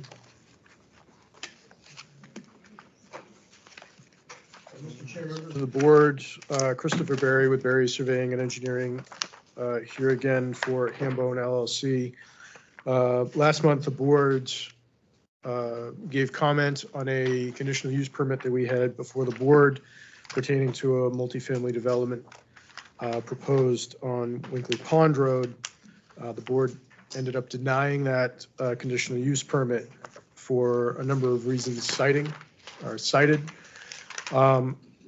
We took the time to, and then we asked for a continuance on the remainder of the site review. We took the time to go take the board's input on the conditional use permit denial, and took the time to go back to how to implement changes to the existing site that we had designed to be better in line with the conditional use permit criteria. So in doing so, we realized that we had calculated the maximum density and we're utilizing the maximum density. We have since removed the one-bedroom unit that was proposed as part of the project. So the project is now proposed as a 6-unit development and not a 7-unit development. A lot of the comments for denial of the conditional use permit had to do with how the project was viewed and its context with the general area. And so we took that to heart. We had received comments on some of the architecture at the onset of the project. We had provided additional landscaping. Now what we've done is completely changed the design of the building. This is now no longer a typical townhouse style project. In fact, none of the garages are proposed as part of the project. We've completely changed the architecture of the now 4-unit building to replicate a barn structure, which you can see as part of the architectural views that are proposed. The proposed duplex now looks much closer to a single-family home, colonial structure, without the garage facing the street and without the garage doors at all. This allows for internal walks to be placed, much larger amounts of internal landscaping to be placed, and all in general, we feel that this much better meets the conditional use permit criteria that the board had opined on. One of the comments that was made had to do with the Winkley Pond Road itself and the potential damage to Winkley Pond Road as part of the construction infrastructure. And what we would propose is that we certainly walk the road with the road agent and document the existing road's condition, and any damage caused by the project would be rehabbed by the applicant moving forward.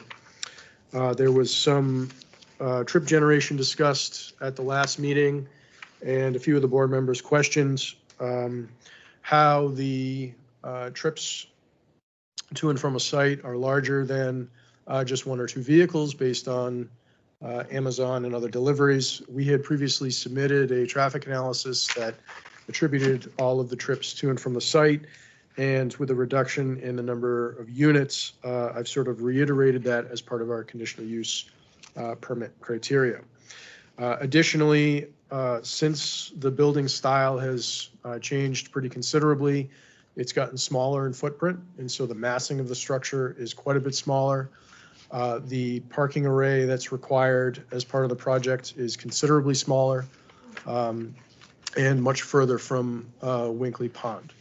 All of this allows for additional open space at the front of the site, additional landscaping, and we didn't redesign any of the stormwater features, so now all of the stormwater features are well designed in excess of what they're required to do. So we'd like the board to reconsider the conditional use permit.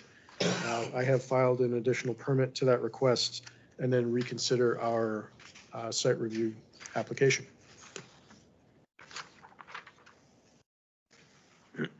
Or provide comment on any ways that.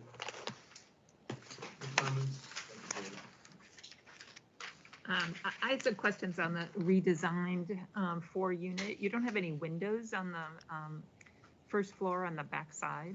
The back of the structure doesn't have any proposed windows, no. There's no living space there? There is, but there's, that area doesn't have windows. Right, seems like a very dark place. And is this ornamental or is this giving light into the second floor? That's ornamental. Yeah. Seems very dark to me.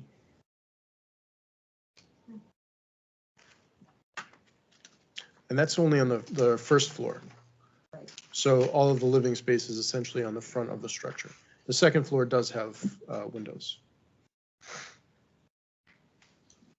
So on the renderings, I saw a fence. Is that on the drawing somewhere? I didn't see it on the drawing. Yes, the front of the site does have a fence, and we did extend the fence.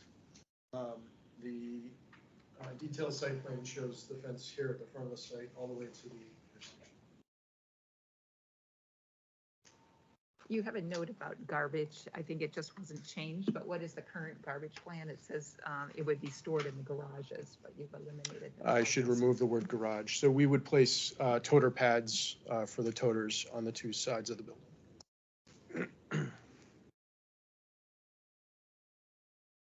Parking lot. Are you only proposing 2 visitor spaces? That's what I'm saying? Yeah, we had originally, and if the board would like to see some additional spaces, we can. We had originally kept the parking array larger here at the front, but to reduce the massing of the project, we reduced that down to 2 visitor spaces. So we could add additional parking to the front. I think before you had 2 spaces in the garage, right? Now you're down 2 spaces per unit, 2 visitor parking spaces. Right. So we could add, we have 6 total units, we could add 2 additional spaces. I think that would be appropriate for a site like this.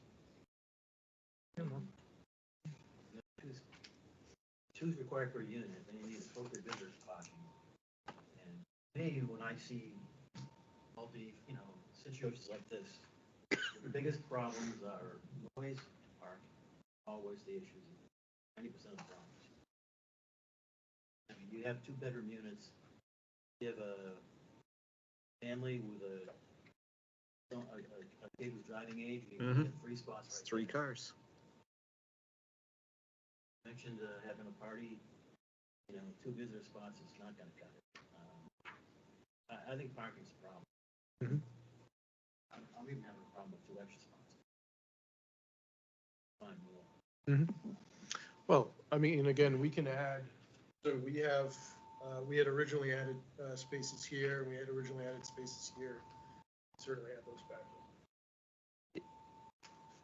And when we look at the additional parking, we're gonna like. And by the way, on your table of contents, the landscaping plan is 15 and lighting is 16. That's actually incorrect, the reverse. So it corresponds to the actual sheets. The lighting plan, you show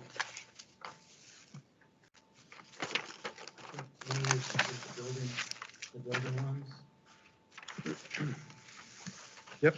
And you show those on the barn-like structure, but you don't reference any on the other stuff. We weren't proposing any on the front, the duplex structure, because we had the lamp there at the curve in the roadway. The whole lot one, the green? Yeah.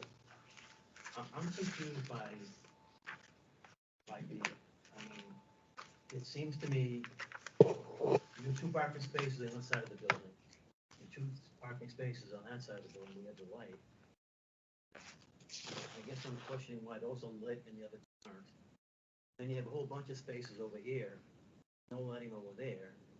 So I'm confused by the concept here where you put a pole mounted there, and we have more parking spaces down here, there's no lighting in at all.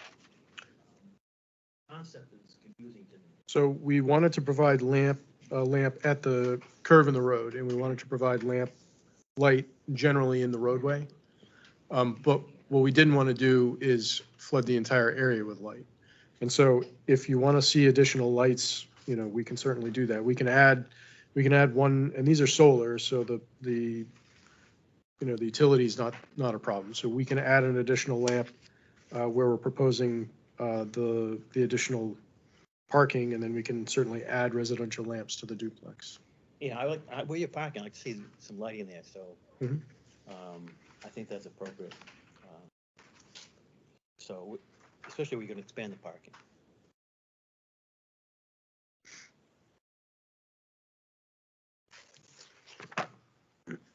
So more parking and more lights. Is there an aversion to, I know you dropped one unit off, but dropping like another to bring it a little bit more? So I also want to put it in perspective too. So we dropped the building an entire floor as well. We didn't just take one unit and parse it off, right? Now, I was hoping to see a smile from Mr. Driscoll when he saw the renderings, because it's not your typical townhouse. So the massing of the actual barn itself has been reduced quite a bit, right? More than if you just take another unit off, I think. Because we're Identifying yourself. Oh, I'm sorry. Microphone. Chris doesn't typically let me speak. yeah, he's not supposed to I'm not talk. supposed to. Otherwise, that won't pick up. Robert Baldwin, applicant. So what Rob was trying to articulate quietly is that Andy asked about basically the structure size. Is there an aversion to dropping additional units? So there's two things there. We dropped an entire floor on the structure. So the massing of the structure is considerably smaller. And it's considerably smaller in footprint also. So each one of these units is not as wide as the former building was. So it wasn't just that we reduced by only one unit, we reduced the structure by a considerable amount in size. That's all. 120 feet. Right. Chris, can I comment on that? I'm sorry. Just to. I get out. I feel like I'm in trouble though every time I sit here. Just to go to your comment about the no windows on the first floor. Could you get closer to the mic? I'm sorry. So the no windows on the first floor. So in that back wall, it's all kitchen cabinets. And that's where the kitchen is. And there's pictures online of a barn I did, and it's almost identical. It's pretty cool. Over on Bellamy Road, if you want to take a drive over there in Dover. And it's not dark. I was afraid it was going to be dark too, but it's actually kind of cool. So, and these are only 16 wide, which is super small. It's about 900 square feet, about 1,000 square feet per unit. I think these are 18 feet wide. Okay, 18 feet wide. Still significantly smaller than 24 feet wide. So This is in general residential, correct? Yes. So even by our standards in general residential, the prior plan at 3 stories wouldn't have met it anyway because our building height is defined at 2.5 stories. So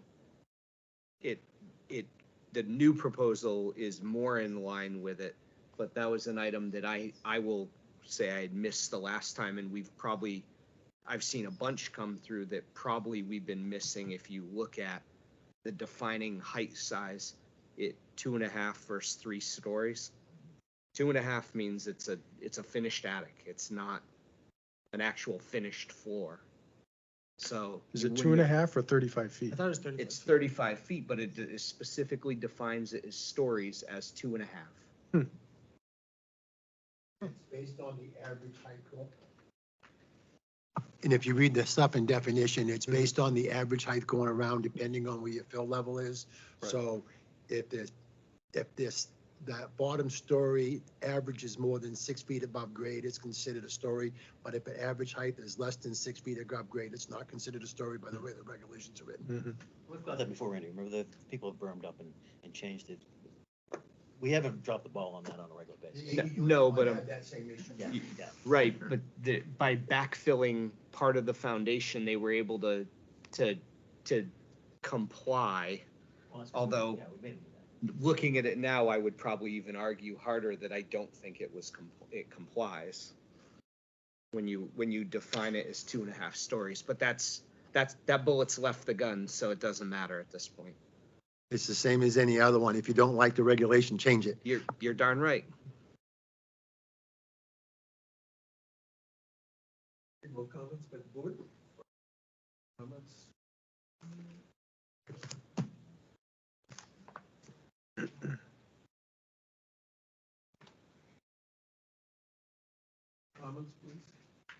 in, come forward, you have 3 minutes.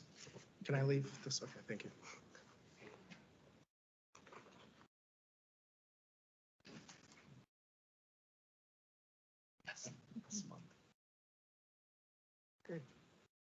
Take the time I get to walk up here.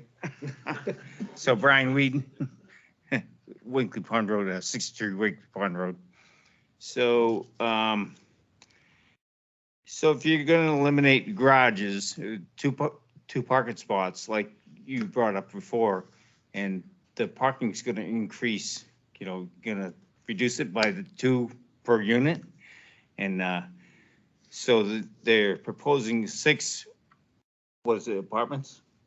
So it's 4 townhouses plus a duplex. Okay, so 4 townhouses and duplex.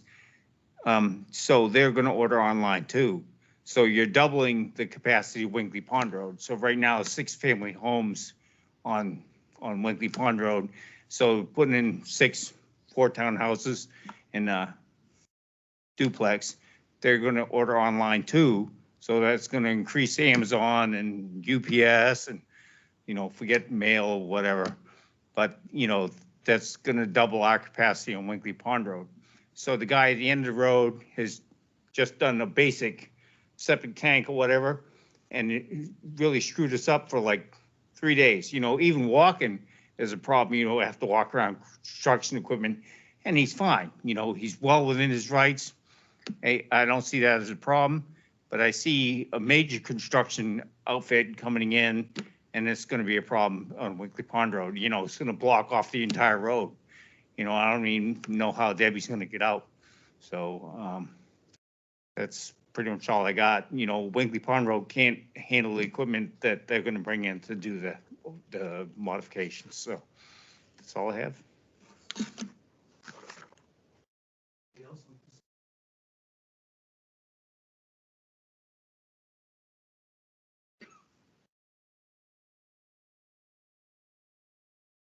Right, Deborah Leahy, 48 Winkley Pond Road. If you've been here before, I live across from where the entryway of the development is intended, unless they've changed that. No. Okay. So, that is gonna affect us a lot, with cars leaving at night and, the motion detector on one of our buildings will be going off. And if it hits the garage, that's gonna be going off all during the night. I'm not quite sure about the, lighting in the parking lot, how that's gonna illuminate our property. Right now, I can go to the end of the driveway and there's the barn. I don't basically see a lot of the field. Because it's being blocked, right? Then when they put the opening there, it's going to be nothing there, and lights, camera, action. I'm gonna go over this again. It's only a 0.6 mile road. I thank the developers for eliminating one of the buildings and making them more appealing to the eye in our neighborhood. But the 6 units are going to average 6 to 12 vehicles. There'll either be 1 vehicle per unit or 2 vehicles per unit. So you're looking at 6 to 12 extra vehicles on our road. The Borodovchuk property, what has nothing to do with it right now, but that is going to be 2 units. So we're going to be looking at probably 4 extra vehicles there. So we're looking at 16 extra vehicles anyways on our road. Again, as Brian stated, the tree cutters, the stump grinders, we saw how that affected our road at the Borodovchuks when they had that done. Because the road's not very wide.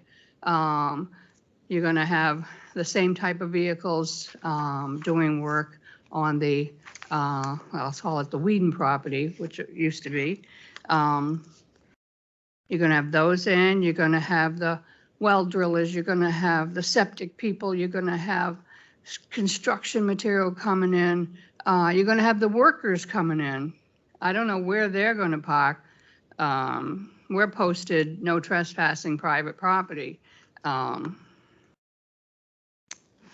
So anyways, and that barn, not that it matters anymore, but the barn that is gonna be taken down is from the 1780s to 1785. It actually used to be a barn that was part of our property. It was the Kelly Farm back then, way back. The road is not wide enough. There are 5 curves in Winkley Pond Road, plus at the end of our driveway, that is the problem area where there are blind spots. There's the top of the driveway, and then it goes down like this. So people coming from either end have a hard time seeing going there. I understand why they want the entrance to the development right there. But as far as a property owner, the end of my driveway is not convenient for us at all. And it won't matter if you give us a fence that's the height of the Mexican wall or the border wall. It's not going to matter. It's going to be a problem. And as I stated at the last meeting, the wetlands do go into, the wetlands flow into drinking waters and lakes and rivers. It says all water is connected, and pollution from wetland developments or developments around the wetlands, it can flow into drinking water sources like lakes and rivers. And that's why the federal agencies like the U.S. Army Corps of Engineers and the EPA have granted the Waters of the United States, WOTUS short. And that is what triggered the Clean Water Act in 1970. So that's it. Thank you very much.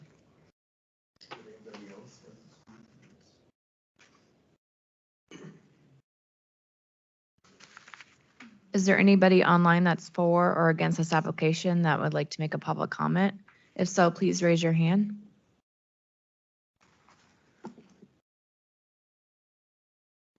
Mr. Chairman, I don't see anybody that's for or against to make a comment on this application online. Mr. Chairman, I have a question. I do, and it's it's in regard to the fact that I believe we changed that our definition or our guidance to say contiguous uplands. And I'm wondering how that plays out with this application, since we voted on it and denied it.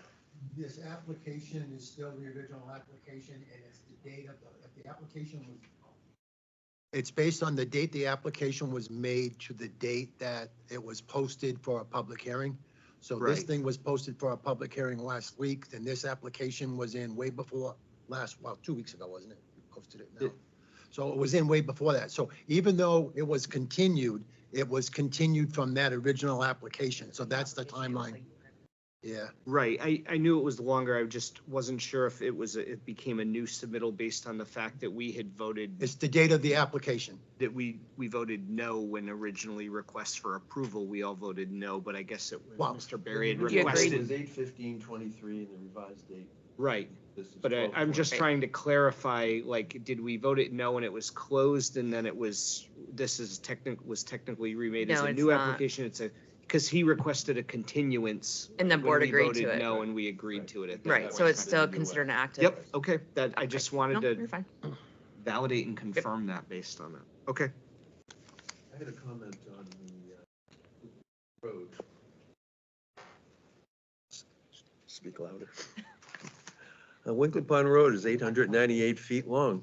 In 2020, the town started a pavement management program, and in 2021, they were supposed to shim and add a 1-inch overlay on Winkley Pond Road.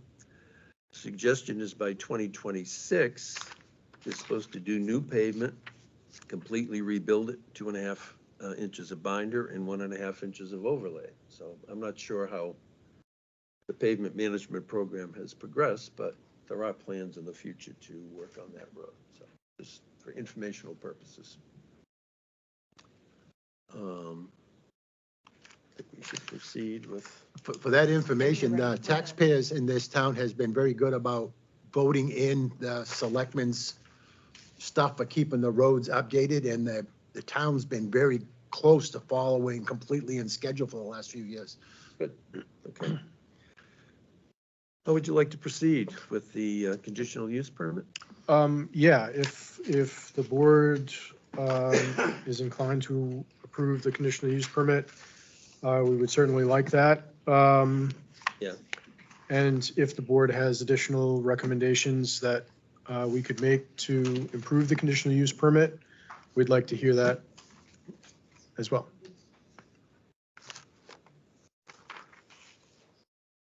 I guess you can proceed reading the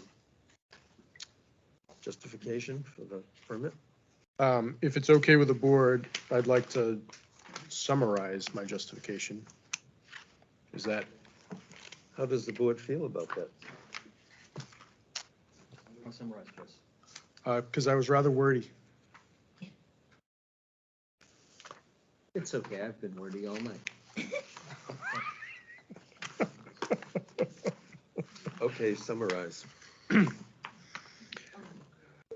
So the building structure and use is specifically authorized under the terms of the ordinance. I point out that multifamily is permitted in the general residential zone with a conditional use permit.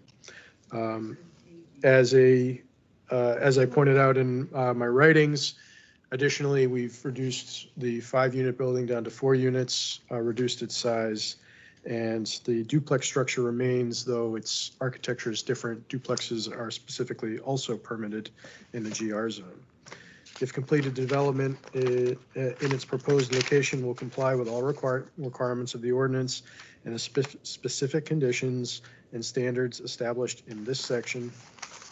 And I point out again that we comply with all of the ordinances and that we would comply with all of the sections of this particular ordinance. I think Mr. Knapp's pointed out in the past that yes, this site does need waiver requests, but that is inherent to any site review, and the denial of a conditional use permit is based on non-compliance with the ordinance itself and not necessarily the site review regulations, or any site review that would require a conditional use permit could not ask for any waivers. The building structure and use is will not materially endanger the public health and safety. Again, we've reduced the mass, size, scope of the project. The buildings are sprinkled, and we're proposing a 30,000 square foot, 30,000 gallon cistern. And based on the life safety components of the project site, we're not materially endangering anybody by constructing essentially a duplex and a small barn in a field. Building structure or use will not substantially devalue the abutting property. Again, we've tried very hard to change how this project is viewed from the street, make it look as though it belongs there in many ways. I point out in our writings that many of the abutting parcels have single-family homes, and they have out structures or barn structures that overmass even what we're proposing on this site. And so the reduction in scope and massing on this project, I think, makes it much better for the neighborhood and certainly does not devalue the abutting properties. The building structure or use will be compatible with the neighborhood and with adjoining and abutting uses. Again, same comment. We've gone not to great lengths, but we've taken all of the board's comments and the abutting comments into consideration when looking at how to design this site differently. And we feel that we've done so from an architectural standpoint. And the project itself is not unlike just about every abutting property that I point out by plan and in the writings. The building structure or use will not have a substantial adverse impact on the highway and pedestrian safety. Yes, we will be adding vehicles to the roadway. We are able to construct this site from the internal metrics of the property. We are not going to have to block traffic to construct this project. We do not have to line the street with construction vehicles. We do not have to pose a problem to pedestrian safety. I also point out that the level of traffic proposed for these smaller style units is less than what you would see from a typical single-family home. Yes, people order online, but that's accounted for in the traffic generation that is accounted for in our traffic memo.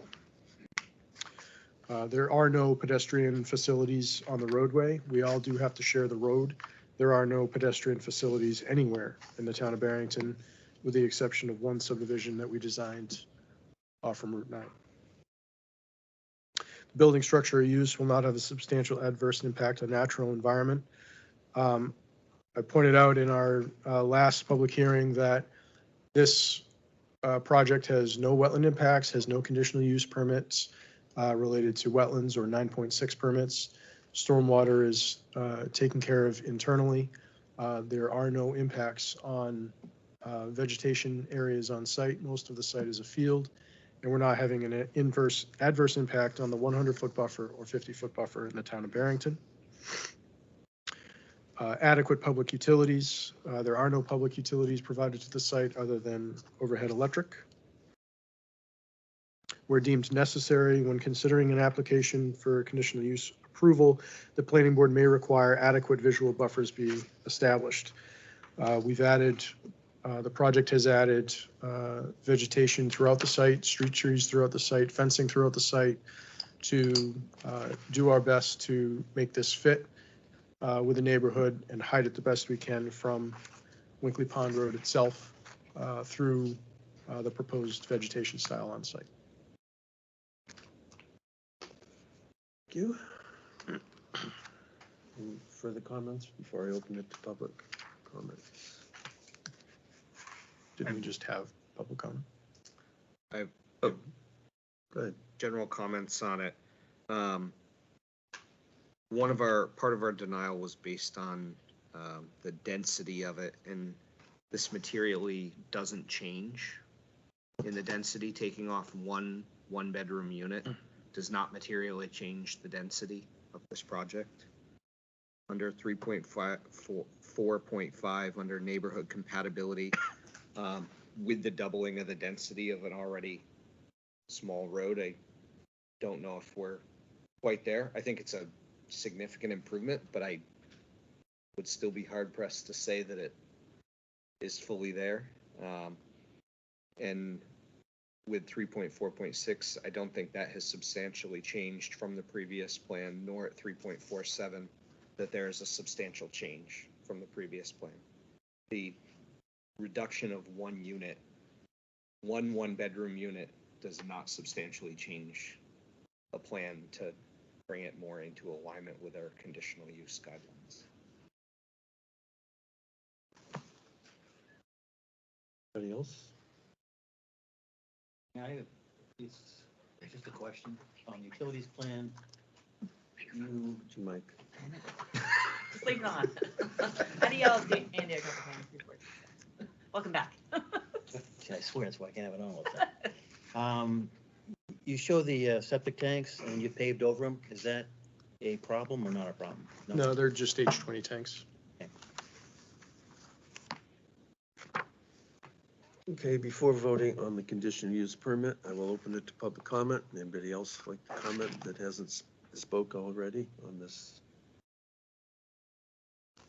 plan? I just want clarification. What Yep. Daniel there, 334. At what point do you make it complete or whatever, accepted? Have you accepted it yet? This revised? Or do you have to, it's coming on later? The application was As already complete. been accepted complete a few months ago. Aye. The revised, With new changes? No. it's still under the same application. Right.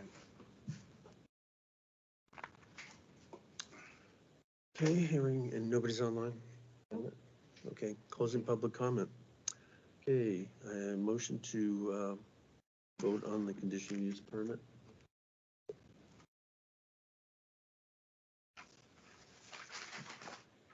Make a motion, we vote on the conditional use permit, this project, whatever number it is. I'll second it. Seconded by Joyce Capiello. Ron and Joyce. Roll call. Cap, nay, for the reasons already stated. Capiello, yay. I think there were substantial changes made. I think the road is still problematic. Say yay, yes. Tessier, yay. Allard, yay. Driscoll, yay. Thank you for that.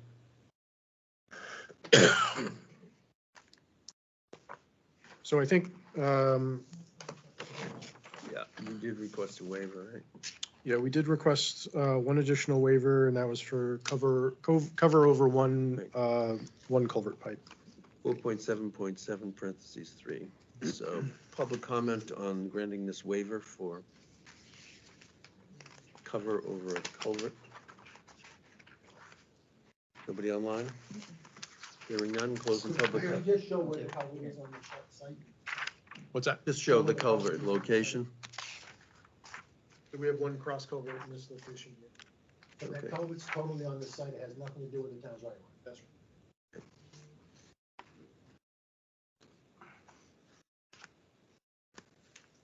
And why would you not follow the recommended depth?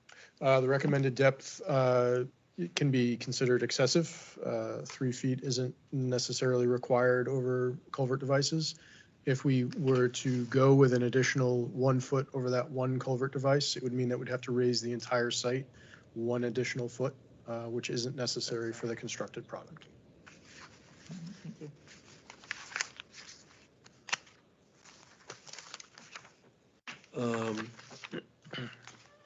Want to read the waiver justification, or do you want me to read it? I can read it. Okay.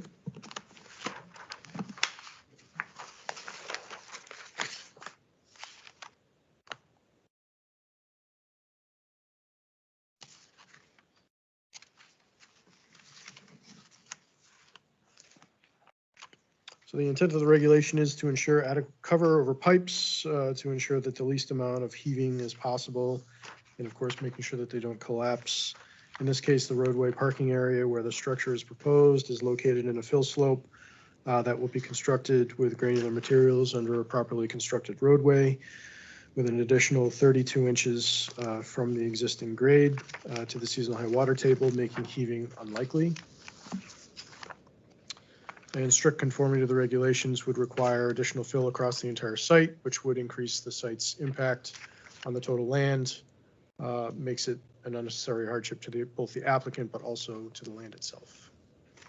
Thank you. Motion to grant the waiver? I'll make a motion to grant the waiver. Seconded. I'll second it. Roll call. Nap aye. Capiello, aye. Tessier, aye. Allard, aye. Driscoll, aye. Thank you for that. Okay, and is the board ready to do the notice of decision? Well, we're talking about additional parking spaces and additional lighting. Yeah. Okay, so you're not ready. Well, so we would ask, we would add the additional parking here in this location, and likely 1 or 2 on the end if the board. Parking. Talking about adding 4, Chris? Yeah, I think that's what the board was looking for. Yep, happy to add the 1 pole mount, the 1 pole mounted solar lamp, and then add the residential lamps to the structure. And there would be no additional, there's no spillovers created from that. These are directional lights only. Yep. Yeah, before doing the notice of decision, so we can bring back those. Yeah, make a motion to continue.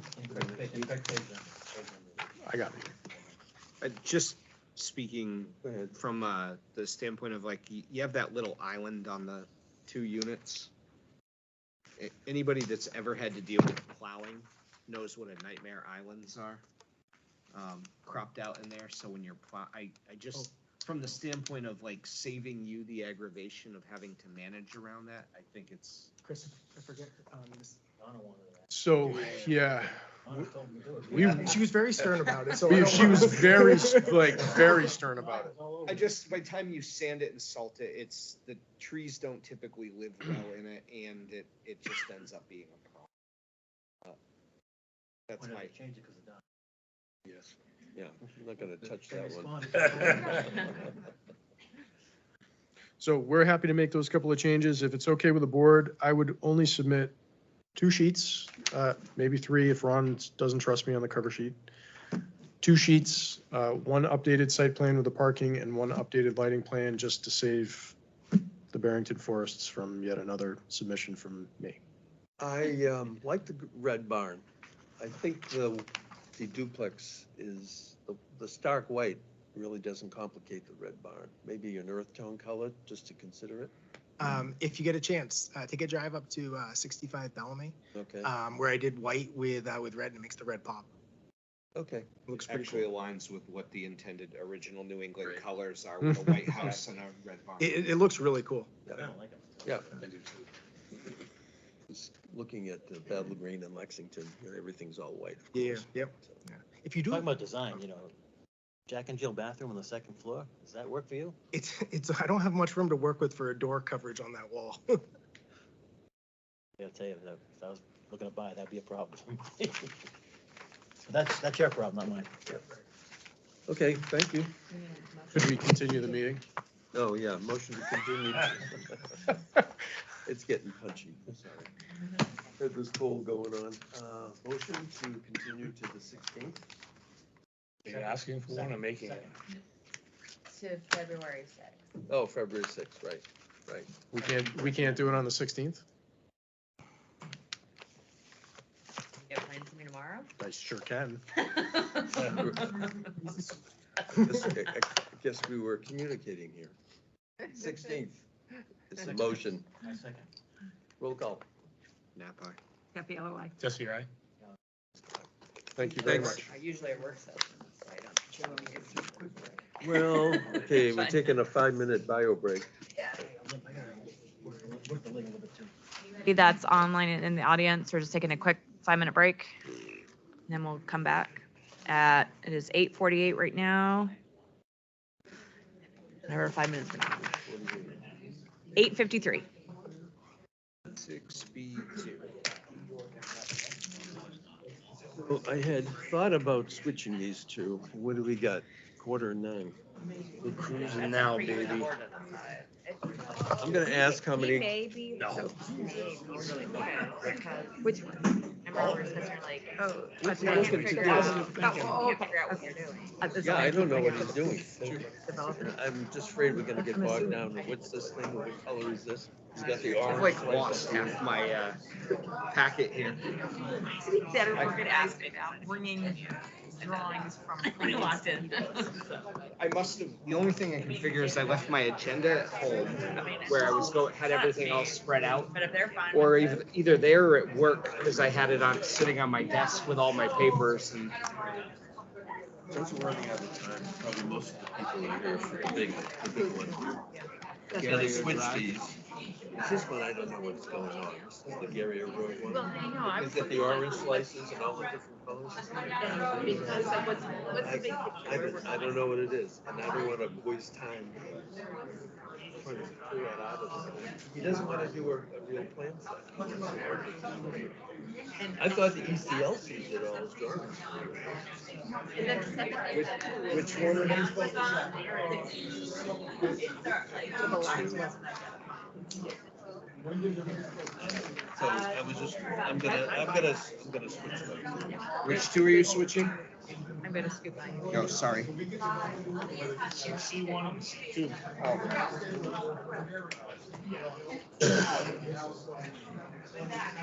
Oh, alert on here. Like, ah, high alert, it's my kids. Why don't we get the airplane My camera husband even told me that, he's like, if you feel safe driving, I'll pick you up. And he never does that. 5A? I mean, he would, like, if I called him, but I usually he doesn't tell me. That's what I was gonna say, we did the camera. It was in my stuff, and all of a sudden I'm like, I tossed that out the other day. I'm like, wait a minute, are we doing this? I showed up at the recycle with all this.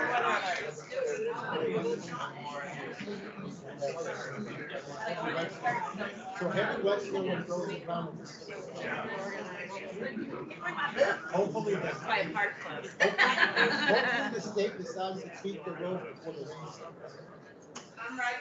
So if the road has a salt on it, it's not the ice is Sorry? Mark said it was fine.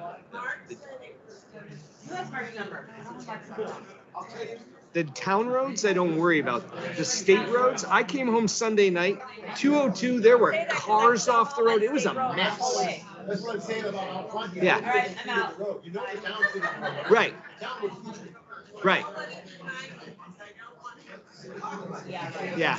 I came down 202 and I called my wife when I got onto Young Road and said, don't go 202 to 126 because the roads are a disaster. There are cars off all over the place and they're a mess. I'm like, just go to 125 and come up Beauty Hill when we were coming home this past weekend because the state roads were such a mess. Or we could get one of the Travis thing. They complain that they make the roads horrible, they'll give us more money. What's that? They can keep complaining they're short on drivers, so if you make the roads horrible, they give us more money to keep them. I'm like, the town, like I hit Young Road and it was beautiful all the way down. I will say Saturday,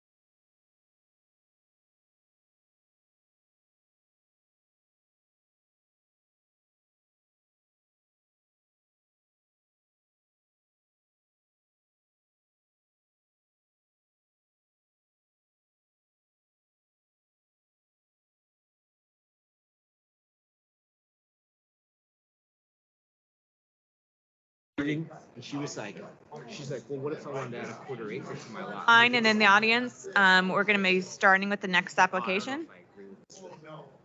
And I'm like, are you trying to like actively, you have a neighbor who's going to sell you? Next application is for 260 and 268 multi-lots, dash 23 design by J&E Development LLC. Please come up and, If you please make sure the microphone is on. Yeah, it's on. Okay, cool. Thank you.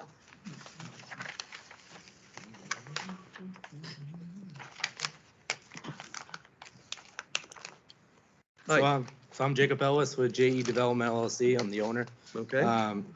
This was a approved subdivision in '05, which you've seen probably plenty of times of.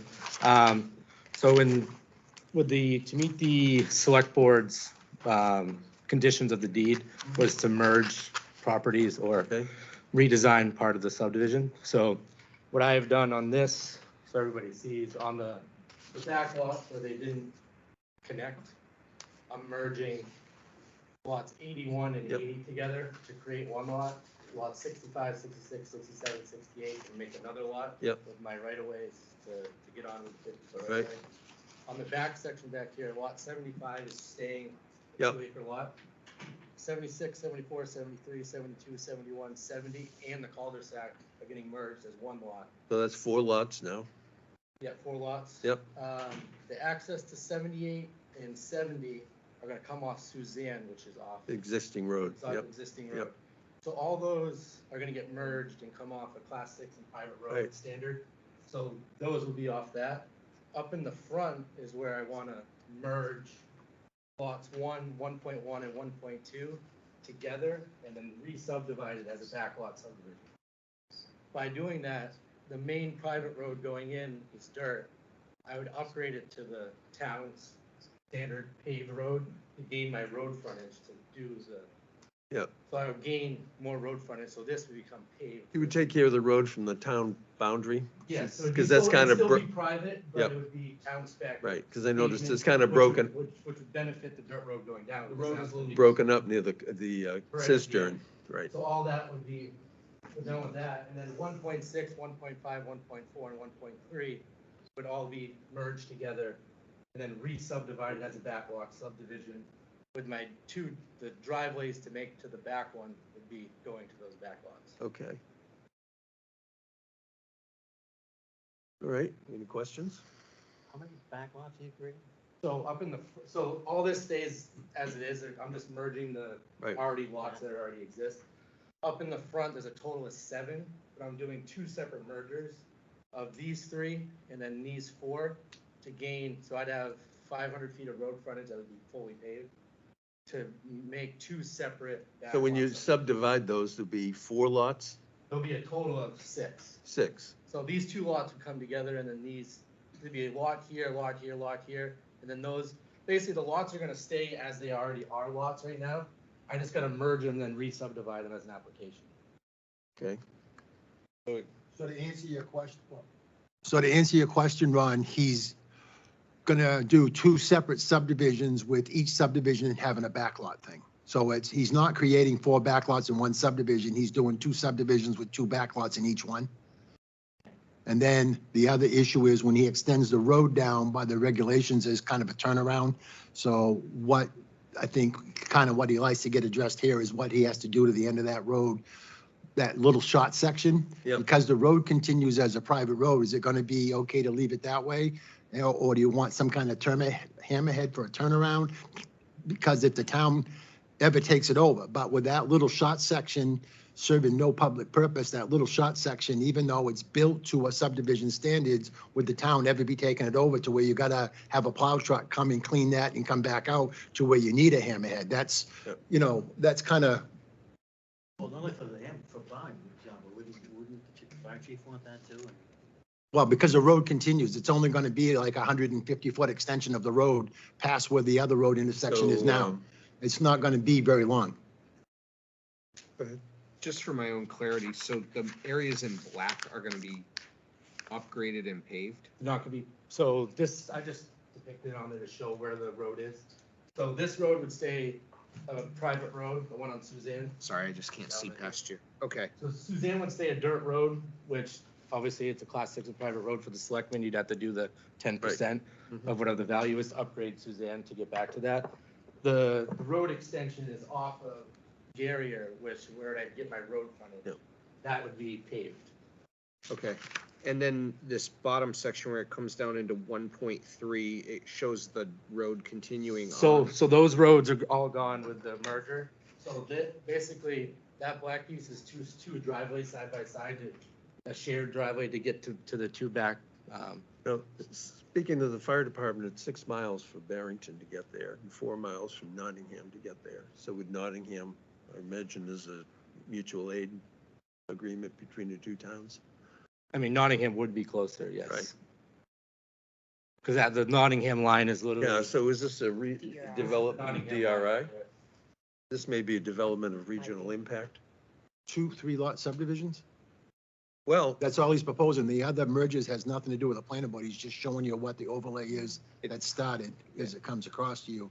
Because the mergers are just done I mean, we probably through just paperwork. notify- just a notification, Probably just notify. It's a like they did reduction for of that lots. thing on Mary Hill. It's actually a big reduction of lots. Yeah.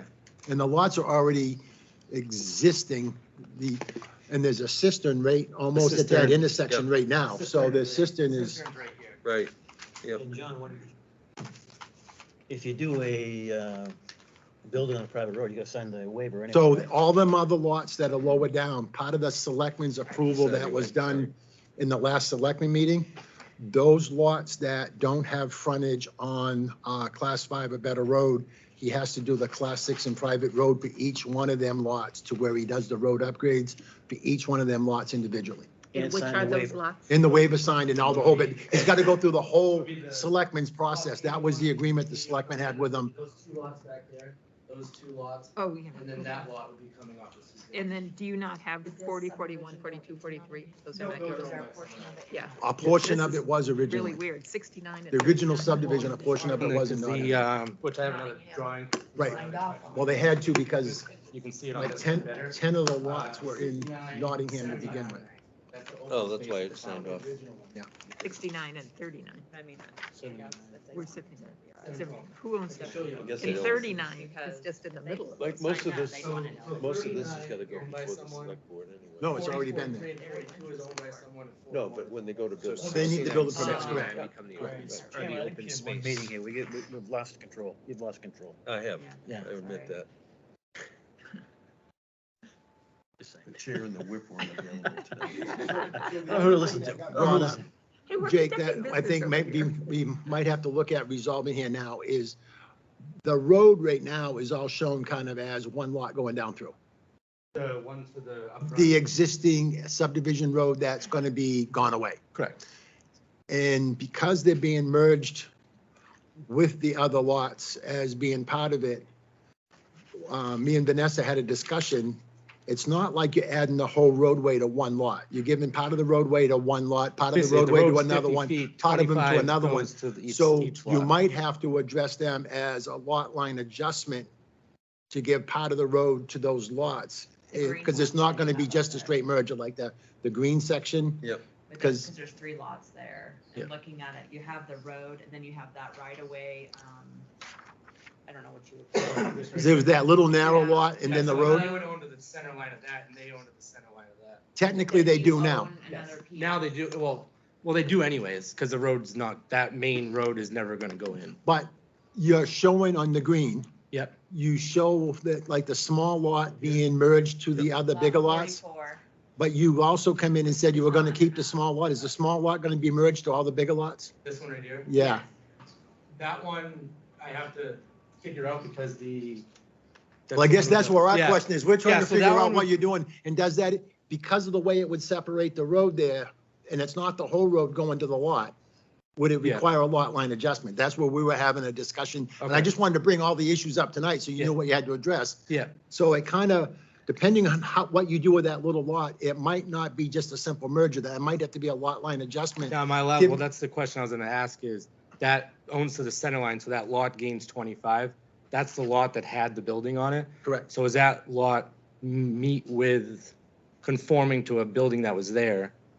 if that building, because that building, by our regulations, if it gets replaced in 2 years, because the rot, for the reason why it was taken down, is considered an act of God. Yeah. So if that lot, that location is defined on a survey, that area can have another house put on it if it's done within 2 years. Okay. Now, if it's not done within 2 years, you don't have any of the vested grandfathered rights. So And then if we just have to anything get goes merged with those outside of others. that original footprint, that area would have to comply with zoning or get zoning board relief because of how the house is shaped. Okay. But you gain 25 feet, so that would help. Yeah, the lot would go So to that, 65 because feet that would wide. be considered a side because you would be using the other road as your frontage Yeah. coming in. So So, basically, I'd have 2 frontages on Suzanne. yeah, so you would have the frontage on Suzanne because the other subdivision road would be gone once you do the I merge. know. This little section of land right here, He's got that hammerhead up there. you guys actually have the print. Between 40. There's a little small sliver of lot there that was an existing lot from the old area subdivision. Right here, there's a lot that is, it was like a 23-acre lot that went with that, but that would gain the road 25 feet by, And that little lot wasn't part of this original subdivision. It was one from a subdivision that was way back in the 70s, old lot. that little small lot. Now, John, private road servicing 4 or more lots need to conform to the standards of, Subdivision road that's created by the planning board for 4 or more has to comply with that standard. An existing private road doesn't have to, it has to meet the selectmen's policy. So if you approve a new private road, then that 4 or more on it, then that new road would have to meet it. So what he's showing is a shared drive with 3 on each side, and then the existing private road already exists. yeah, but this is a subdivision plan, so wouldn't that still No, apply? he's doing mergers on them other back lots. So a merger doesn't require planning board approval. It's just the paperwork to get them recorded so that the original lots, the 3 lots or 4 lots or 2 lots or whatever he's merging, gets done without planning board approval. He's showing you the whole subdivision, but really what he's asking for is, it's gonna be the 6 lots in the front by doing 2, 3 lot subdivisions. But when he does his merger, that little small lot, depending on how that road gets broke up in the ownership, and that's why there's a little jog there. I think he has to clarify what he's doing before we can clarify what the merger is. I think it would be really good to see a revised plan showing what the intended lot layout. More of a plan.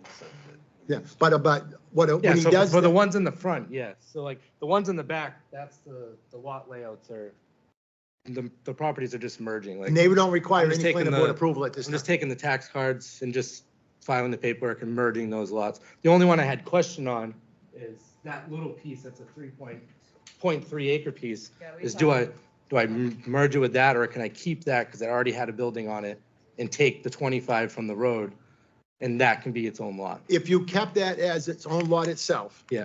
And you didn't, in 25 feet, because technically he owns the center line of the road. Correct. That's an existing lot of record, and that wasn't one of the lots. The selectmen approval, did you show them merging that to the other 2 green ones? Because that's where the issue is, because the selectmen approval, if you Honestly, showed till you the were end of the merging day, all of until I those paid together. Till I paid the taxes, and then there was no tax bill on it, then I found it. That's when I realized that is totally separate as a. But it was all part of that conditions of when you bought it from the town, Yeah, the selectmen put So it's those either merge conditions it- on the sales. yeah. And when you went to the selectmen, you showed those all 3 being merged, correct? I only showed these 2 on the paperwork because I didn't know that was a third. I thought Well, to that lot was clarify with. on that other lot, I think you would have to go back to the select board to get that clarified because their decision was to merge the other 2 and it didn't include that. Correct. So I think Yeah. I think that comes back because of the condition of the sales had that selectmen agreeing to these merger things. Okay. And they didn't agree to that as part of that. It looks like the way it's all colored green, it's like that was I included. mean, as part of it. I'll just merge it with it. It just have to be. So something if you clarified. did that, then Yeah. that would be clean, then you That would would be have. clean. So I'm the just gonna- 3 lots. It'd be a merger, he'd be merging. Because it's a third He'd lot. be merging that 3rd lot onto those other 2. But it has that road. Well, they own, each lot owns to the center line of the road. So when the roads are, because the roads weren't taken over because when you guys sold it as a tax sale, this whole thing's messed up. Yeah. The roads didn't get sent to whoever their roads are gonna get sent to. So on a paper road standard, the property abutter owns to the center line of the road. So right now, I own the whole road because I own both sides of the road. So that piece of property owns to the center line of the road. It's just like the road in the pink. He owns both sides of the road and he's merging, he's making all the road part of that road merger. Okay, yeah. Okay, so all I'm asking for is, when I go forward with the engineer is, so everything out back is just a merger with the town, is I'd like to do 2 separate backlot subdivisions to get the 6 lots up front with merging it. And which way to go with it? Do I merge it, then do it, or just, because all the lot lines are staying the same? I just wanted to know which way to propose to do And that. just for clarity for this board, he got this application in before the zoning change got posted, so therefore he's under the old rules for this particular thing with the 80,000 and 35 of, okay, just so, As long as we get a I was looking at. as long as he makes a formal application within 1 year, is how the state law works. Right. But just so sorry, I'm just struggling with so how is it a back lot if the lot lines aren't changing on the front? So on the front, 1.1 and 1.2, I would merge them to one lot and then re-subdivide them back out to those same size lots. Oh, so the lot lines are changing, it's just the lot size is not changing. Well, they will a little bit because the road will have to be merged into them and then the road would be part of the shared driveway going back. So basically, I'm keeping basically where those lots are, they're gonna look identical to that, but I'm filing paperwork to basically put them to one and then take them back out. How is it a back lot? Because the road, he's gonna I'm have gonna 2 upgrade the 50-foot road to sections coming 200 back. with the 50, which gives me, off my 50, I get 2 back lots off my 300 feet of road frontage. I see your proposed road, I'm just struggling with where a back lot comes into it because it looks like it has So- frontage all the way down. So this is, the black is no longer, that's not a road, I'm just showing where the driveways are coming up. So that's not a road, that would be basically 2 Well, driveways. when you, coming can you back. stand on the other side of the plan? When you point at it, Andy can't see. So this isn't a road, that's gone. This road, don't look at any of the roads, all those roads are gone, because they couldn't go in. Right here, I'm upgrading that to 500 feet. Yep. So I got my 200 and my 50 for the Yep. backlot subdivision. Right here, there's basically gonna be 2 driveways that come in. One to feed that lot, one to feed that lot, but on this backlot subdivision's access. This one is on this access and then feed. So you have 2 roads right next to each other? 2 Two driveways. driveways, not two roads, driveways. 2 driveways. But each driveway would have to be 50 feet because of our regulations, and now there's 50 feet of road. So Right. there's gonna be a few feet given up on each lot to create the back lots. Right. And you're basically gonna have 2 driveways and like a little strip of Yeah. land down the middle? Yeah. Median strip? Okay. Well, then there's no trees there. The whole thing now, because Yeah. that was where the big stone pile was, Right. that whole thing It's all looks been like a gravel processed pit out, now. yep. Oh, it's all crushed. Better out. back. Oh, yeah. Yeah, so it's gonna look better. I'd like to see the hammerhead though.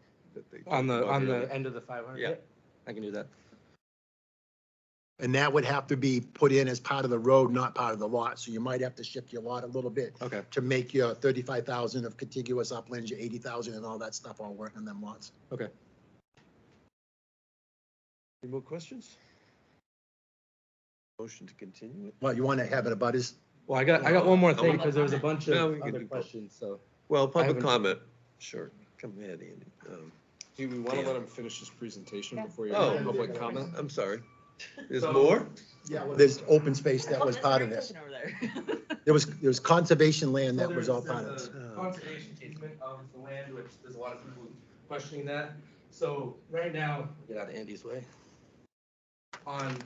So there was 2 separates for this one. The brown is what you guys own, which Yeah. the town owns. The green is what is on my land. Okay.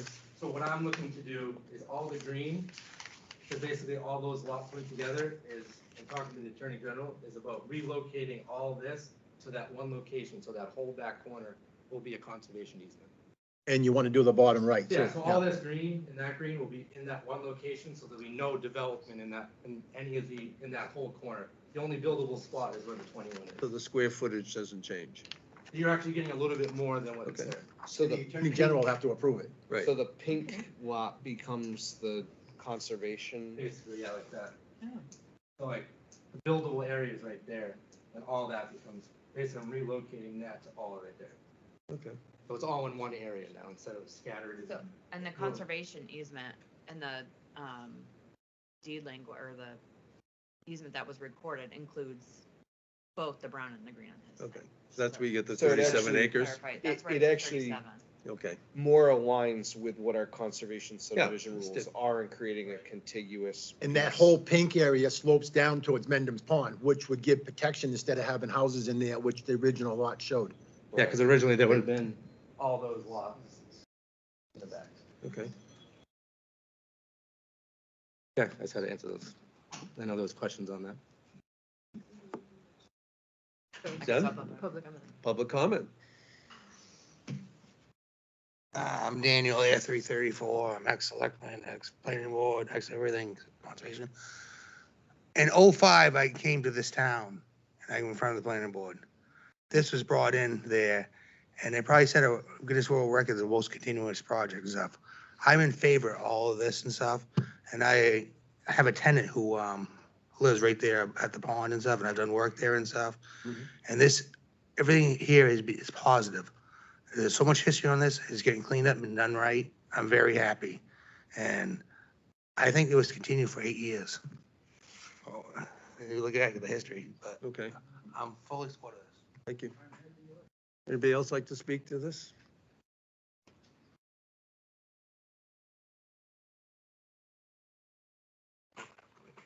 Hi, I'm Doug Bogan.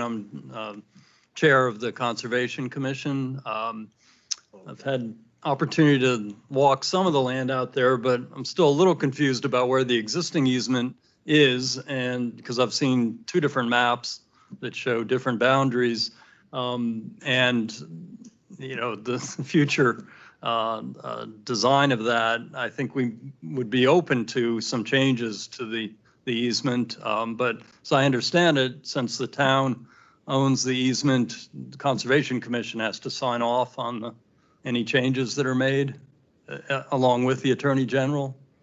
So. Yeah. So we just want to be obviously in the loop and know what the what the proposal is. We couldn't follow everything sitting behind the map. That's why I But, colored it in so everybody could see it. but I know myself, and we were out there the other day, those areas on the northern end, I guess, of the lot, certainly probably need better protection, or there's a lot of wetlands there. So I think we'd be open to that. But again, we'd like to see a consistent map of. It would be better if all your property was contiguous. I mean, the Yeah, land's yeah, scattered. certainly. We don't like, The other ones you know. would be subject to use of new homeowners. They just wouldn't know where your land was. and where- right, yeah, and we'd want it obviously to be clear to everybody where the easement Yep. begins and ends. So that's all my comments. Okay, thank you very much.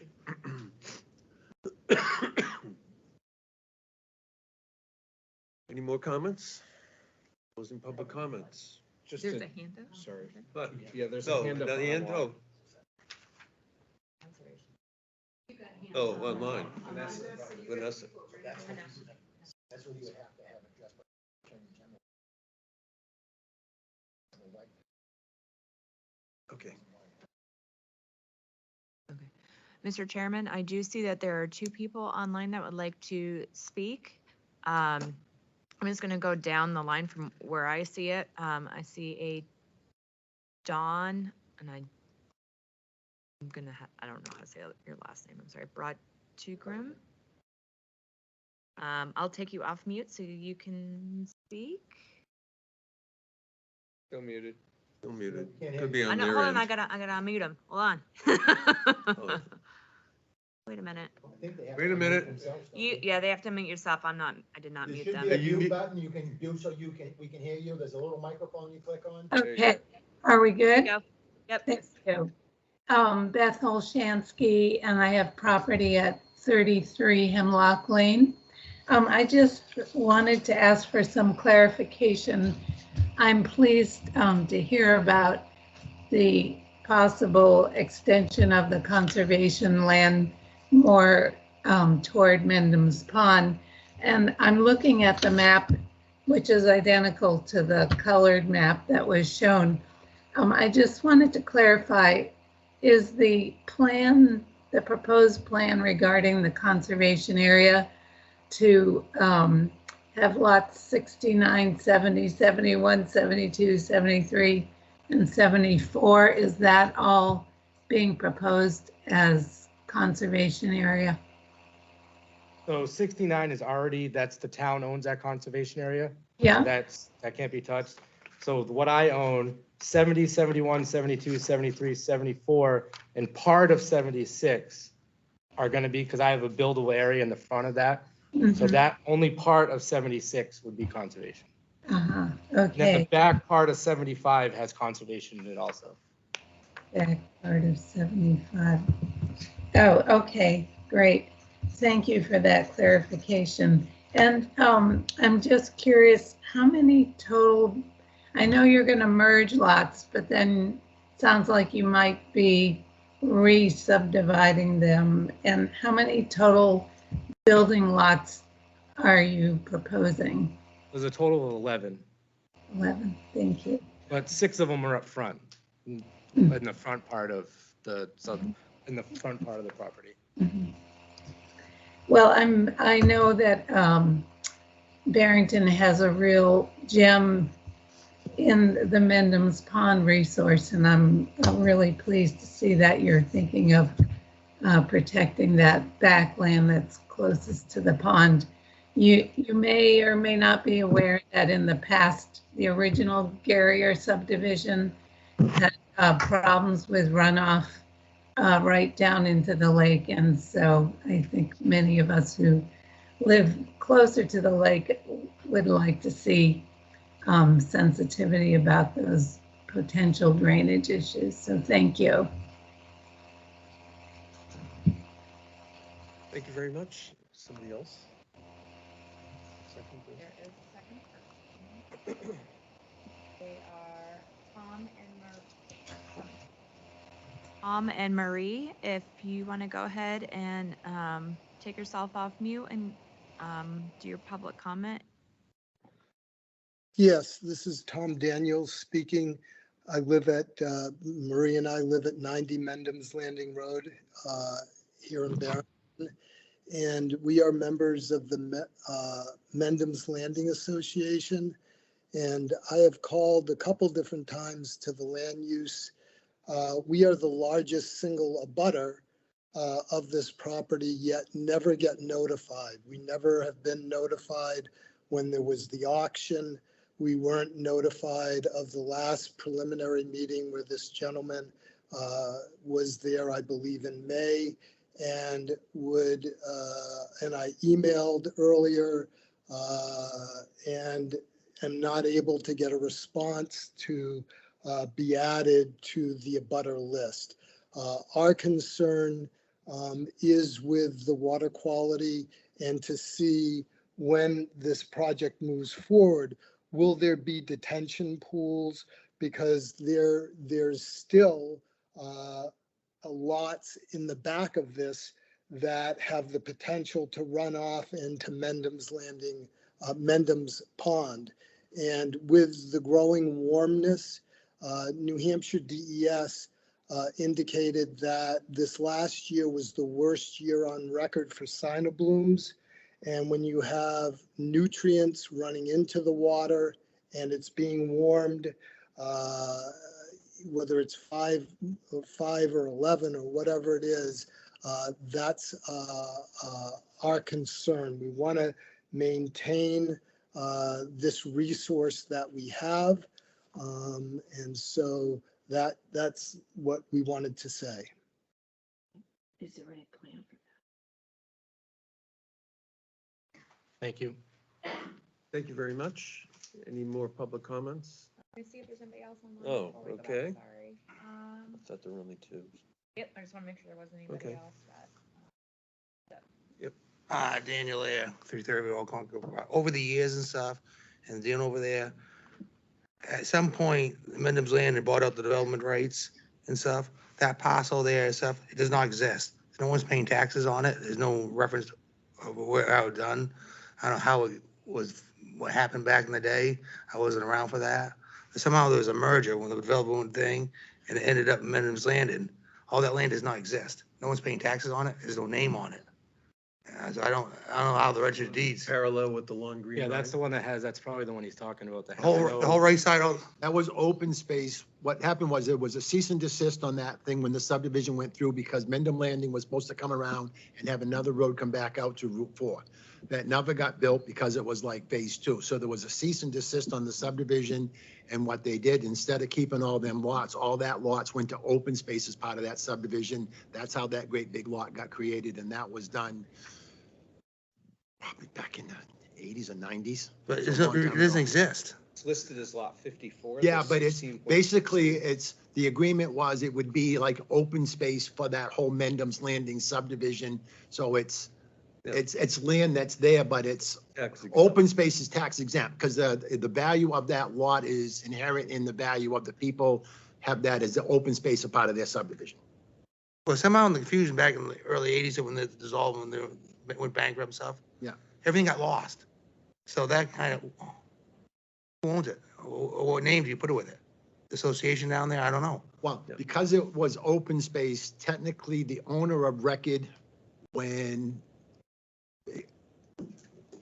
the town takes land that's abandoned for back taxes, then the town would own it and then they can sell it. But if it was open space and there's no taxes due because it's open space, they can't take it because there's no back taxes to take it from.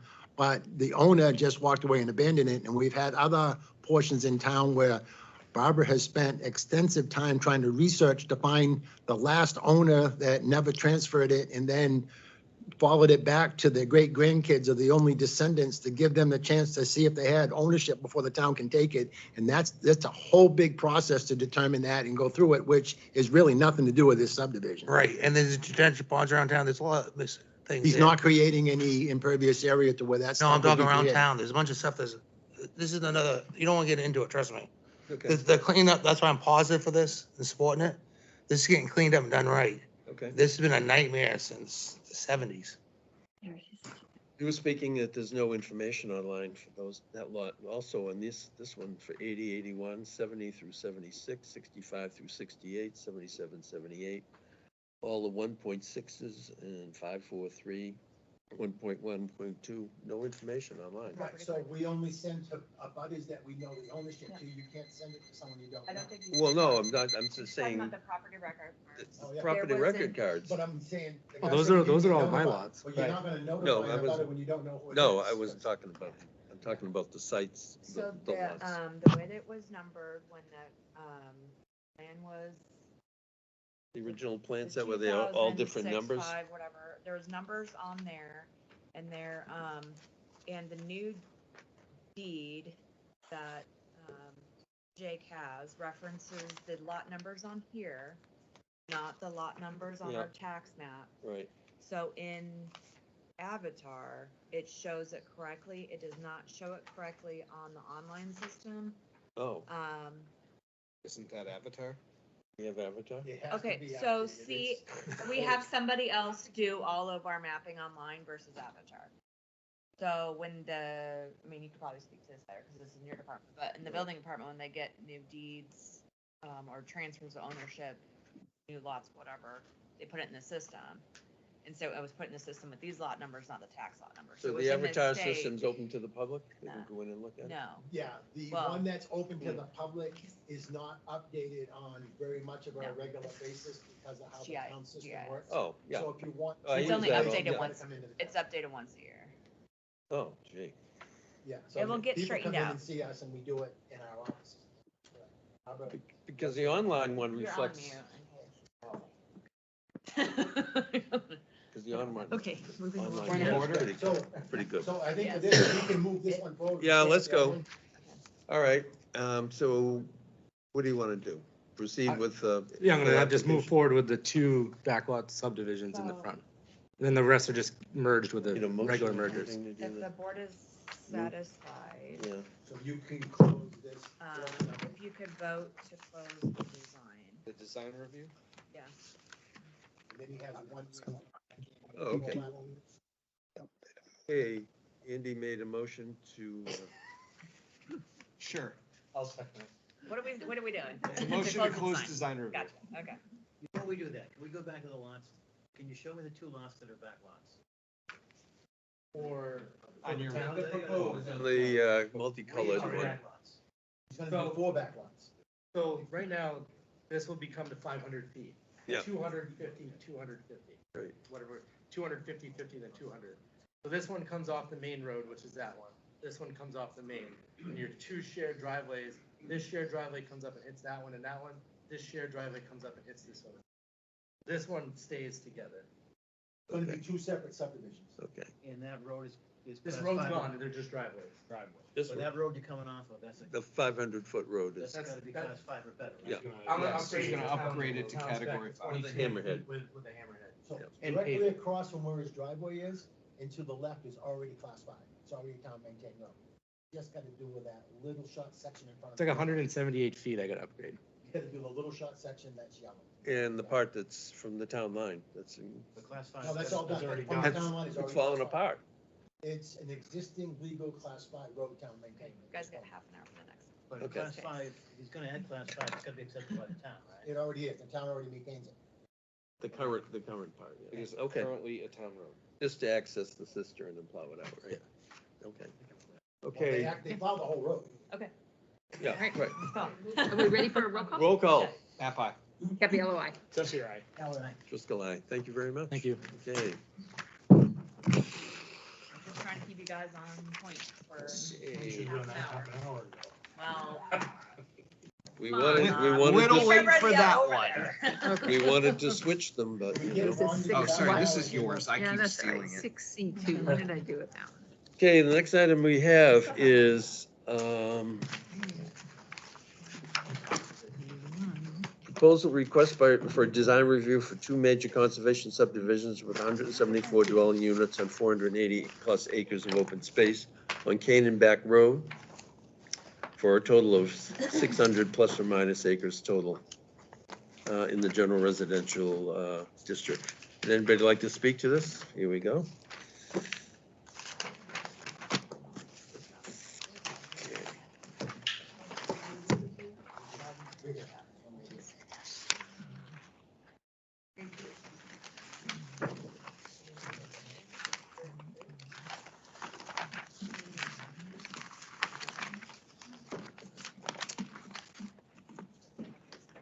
How did I lose this tonight? Good evening. My name is Mitchell Racer. My partner, Xander Kemp, is joining us remotely, and he'll introduce himself in a moment. We want to thank you for the opportunity to come in for our preliminary assessment. We were last with you in November, and since then, we've had continuing conversations out on the site with the road agent. We've had more meetings with town staff, more meetings with and feedback from CELT and state agencies. We appreciate your time, and I look forward to your input tonight. Here's Xander coming in remotely.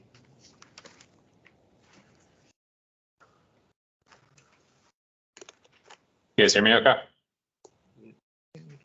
Yep. Wonderful. Well, thank you for having us back tonight. Just wanted to touch on a couple points. I guess I'll introduce myself and our company first. So I grew up down the road in Amherst, left New Hampshire for college and joined the military. So U.S. Army veteran, came back to the state and started a housing development company with the goal of creating as much housing as possible to help combat the state's housing crisis. So with that, what we look for around the state is both workforce, affordable and market rate housing projects. So we came across this land we presented to you a couple months ago. And since then we've put together, we think, a pretty good plan for being able to create some housing here and conserve a very substantial amount of land. It was actually very helpful sitting through the last couple applications and listening to some of the concerns of the board. So I'll address a couple of the items that came up with recent projects and how we specifically incorporated those into our plan. The one major concern was the Canaan Back Road, which is the primary access to our property. which is a scenic road and a dirt road, very beautiful. What we did very intentionally was keep the access to the majority of our subdivision right at the beginning of that road as close to Route 9 as possible. In that way, any traffic generated from our subdivision doesn't go by any of the neighbors or abutters. And it's only on a very short section of the road before they would go off onto our newly created roads back away. So that way we can keep a lot of the rural character of the road there. Another piece was the care for public access and resident access to the conservation land. And although this is a preliminary plan, it's something that we intend to incorporate pretty heavily. There's about 12 miles of trails on the property already. We plan to keep those open to the public. We can create parking trailheads for those trails, and any easements needed to allow those to be continuous public use. And I don't think any of that is used by the public now, so it would be a pretty substantial community benefit to put that in there. Thank you. Thanks, Xander. So we're here tonight to sort of go through the preliminary assessment aspects. And I did prepare a plan that shows that information.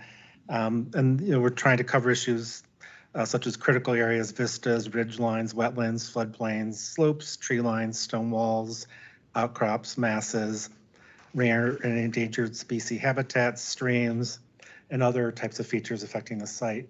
So I have that plan, and unfortunately, it's facing away from the audience, so it's a little, it's not very welcoming to you, sorry.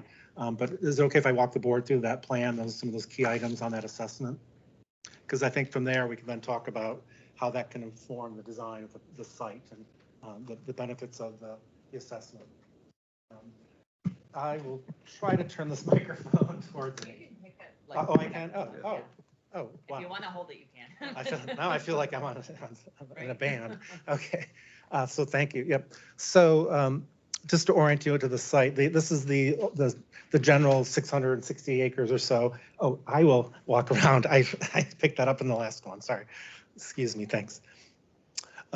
So this black line is the general 660 acres or so. It's about 9 parcels comprising the site. And so some of the key items that we tried to sort of map out here to sort of help orient people to what exists out there is there's a series of high points that are marked as 6 that are, when you're in the property, they're very visible from over here. They're not really visible from outside the property, but they're significant high points on the site. And then, but starting here along Keenan Road, here's 202. You come in, and what you have here is Hallbrook and sort of Spruce Brook sort of framing the site, crossing over the site and creating sort of major north-south corridors across the site that are of regional significance for wildlife. Maybe have him push over against the wall because the audience is trying to all see it. Yeah, I can do that. So I think maybe that will work. That way the board can see it. Hold up another map. Yeah, I'll put this wherever is best for everybody.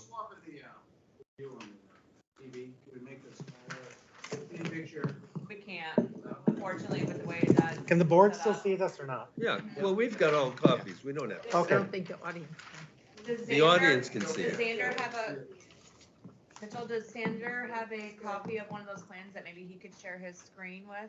I think Yeah, I can do that. If you share your screen, Xander, you're like the front and center. If you have any of the plans, that way maybe the people in the audience and online may be able to see it if you have. Yeah, I appreciate that. Thanks. Thank you, Xander, if you could do that.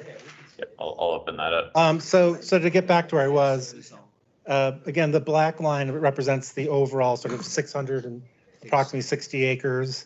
And this is to orient you on the south side. This is Canaan Back Road, 202, and then some of the major features we mapped out here per sort of the assessment were the most of the site is all wooded. It's been logged, but it's so you can't really see it from the road. But coming along the road, The existing house is here up on this sort of knoll ridge that sort of runs parallel with the road. And that right now has a nice sort of field around it. It has a nice rural feel with a wooded edge here. So that's a significant sort of feature and character that's existing along the road there. The rest of the field edge is it's a wooded edge along the road. And then as you go back and it's all wood, and there's a couple sort of openings and clearings back within the site as well. The green. Interrupt you again, but it looks like there's people over here that can't see, so maybe if you come over on this side, we can get the audience. The board has all this stuff. The board doesn't. Well, he's pointing, talking about something specific, and I don't know exactly All which right. areas. Okay. I'm willing to do whatever is best for the room. Okay, thanks. Thank you. Thank you, no problem. So, just, no problem. So we have this other map. Well, he's pointing at his things he's pointing to, and they can't see what he's pointing to because of how it's set up. So I think if he sets it straight out, the planning board is mostly on that side of the room. I don't have to see it or say as much as the rest. Is that better? And I'm sorry about the public, sorry. We've got. Yeah, can you guys still see it like that? Yes. And the public can see it too? Okay, there you go. We got 17 minutes. We're not going to accomplish too much here. And then so some of the other important features that are mapped are the green, which are the prime wetlands. Then we've also mapped existing sort of, I would say established sort of, they're more like they're not logging roads, more like woods roads with culverts and crossings throughout the site. There's quite a bit of access deep into the site already. So coming in from here, you can cross over through here, and then all through there, sort of a web of existing roads. So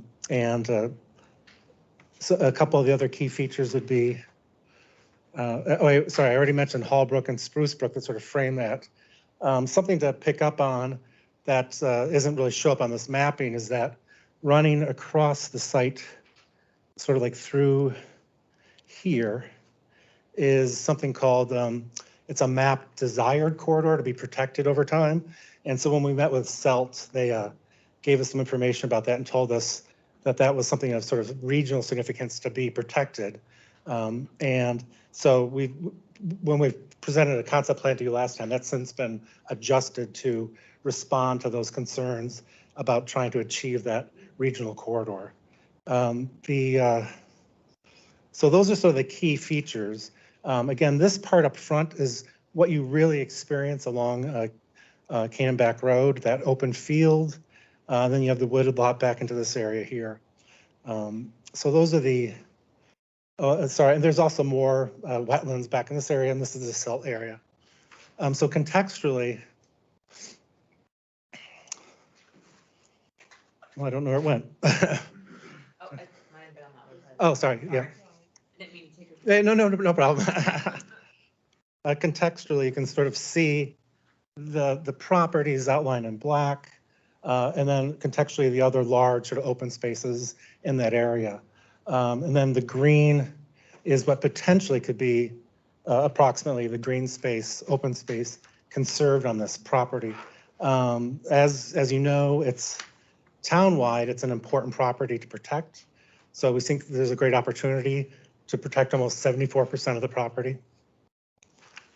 Is there any questions about the assessment? The assessment? For information on the drawings. Sure. 35% drawings you can't build on, is that the number? 35? 35%. Slopes. Oh, yeah, wow. You can't include that as part of your calculations for your lots, for your density, when you're doing your density. I think for your draft yield plan and your build-out plan, the topo lines in here are pretty great. So where the slope is 35, I would like to see those indicated on the print. Well, not only that, it's the roads. It's going to be 7% grade. Yeah, well. And then would have, that yield, there's a lot of work needs to be done. Oh, with the yeah, land, Not yeah. just with topos, but also with all the wetlands and stuff. Oh, yeah. This is just your prime wetlands, it's not all your jurisdictional Right. wetlands, which all come. That's, thank you for pointing that out. Yeah, there's additional mapping that has to take place on the site for wetlands that don't show up in the prime wetland mapping or what we can pick up on the aerials. So we've been corresponding with a lot of available data and some research. Where are this 35% or more slope? Like, is that shaded or colored some way, so what that is? Sure, okay, thank you. We'll do that.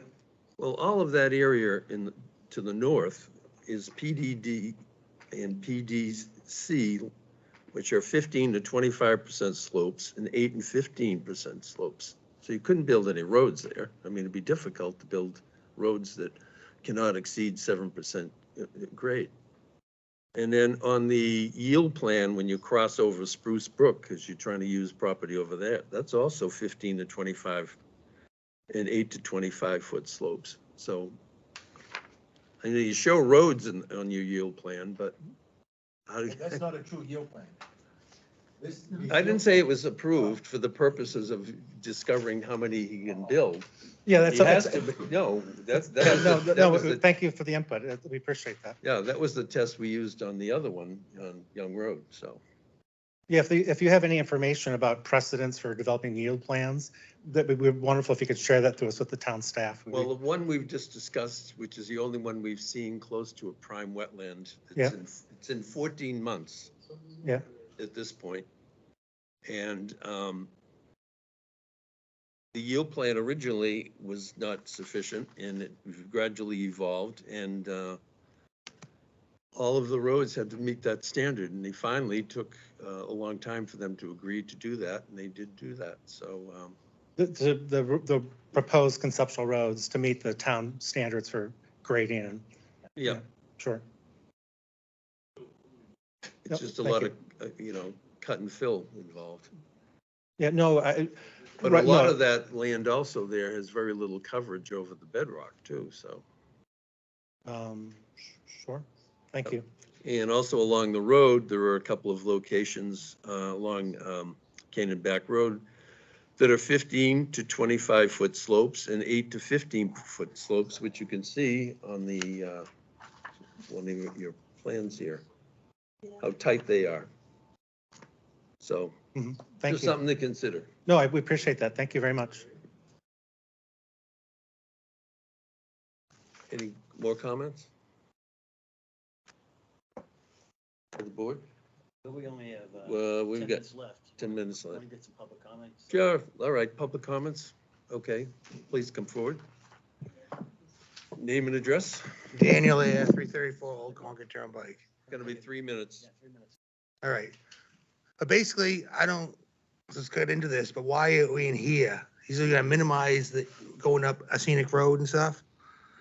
That needs to be done, approved by anything work on the stone walls and rocks and upgrades. And that does not meet any of our standards right now. Once you add them other houses, I'm sure the state's gonna get involved. Well, Canaan Back comes out on a 45-degree angle, that whole intersection needs to be done. So before you even start talking about all this yield and all this stuff, this needs to be done. And as a taxpayer, I don't want to see a burden put on me to pay for this development.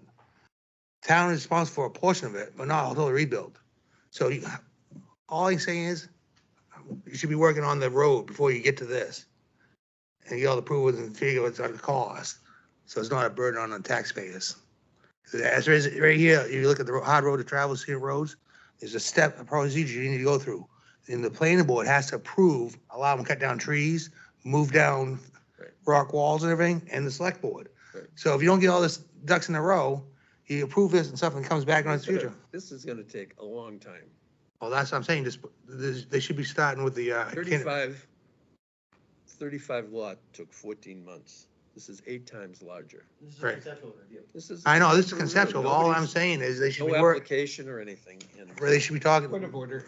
It's not a debate. I know. We're here, it's I'm public sorry. All comment. I'm saying is they should be working on the Canaan Back Road Be working on first. that. We got a lot of work to do. And I appreciate your comment. We did meet with the road agent on the site. Yeah. We did look at that intersection and understand the challenges with the grade there. So we appreciate that, and we're trying to get in front of that. We also have met with the fire chief. Move on. Thank you, thanks. Any more comments? Come on, please step forward. Oh, right. Now it's tricky. Hi, I'm Colin Williams. I am an abutter, and I am the son of the man who assembled all this property. for the express purpose of conserving it and keeping it as open wild land, not a development. This is totally antithetical to his desires in purchasing these properties. He started purchasing them in 1981. He bought the initial central piece that came up through here and added all the others to add to it in order to protect the property. He was an avid hunter, sportsman, conservationist. He was chairman of the board of Massachusetts Fish and Game for 15 years. The idea was to keep it in its natural state for animal habitat. That being said, the yield plan, is that on the other side of this one? Yeah. Am I correct that the yield plan has to reflect buildable lots? Absolutely. Okay, That doesn't come close to what. no. Right. This is Nippo Hill. The slopes there are 45%, and the soil type is, I believe, that's not the, Charlton, or, yeah, it's rock. He shows a road coming through prime wetland. There is a road there. It was built illegally in 1983 by my father, who he did not have. This road originally belonged to Roger Layton, this property over here. My dad wanted access back here, and he hired a guy to dig out a gravel pit there and build a road across. Sorry about that, but it was back in the 80s. He hired me in '89 to manage the property. I was a building contractor. He offered me the job. Oh, I built the original house in 1983, the barns, and redid the little house down by the road. So, and I have walked every square inch of this. I was responsible for logging, mowing the hay, maintaining all the buildings. Anyhow, that being said, unbuildable. This is a Gloucester, I think you may have noticed, and that in the USDA soil types says on north slopes, it's great for ski slopes. That's what you're going to try and build houses on in your yield plan. This whole area is filled with vernal ponds and seasonal runoff. There's a number of streams. May I continue a little bit? I'll give you a couple of seconds. Okay. We're getting up to 9:54. I understand that. You brought up the Paxton soils around here. Yep. And again, in the USDA descriptions, they said they're highly susceptible to erosion when disturbed. So you have prime wetland here, and you're talking about just building a road there and putting in house lots. Not a realistic presentation. You ask for a buffer variance in this to build this road. This is prime wetland. This soil is Whitman series, which is wetland.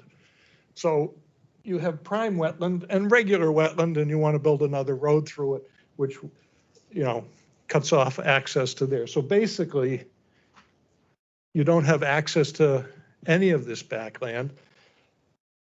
80% of the house lots that you have described are unbuildable. In addition to that,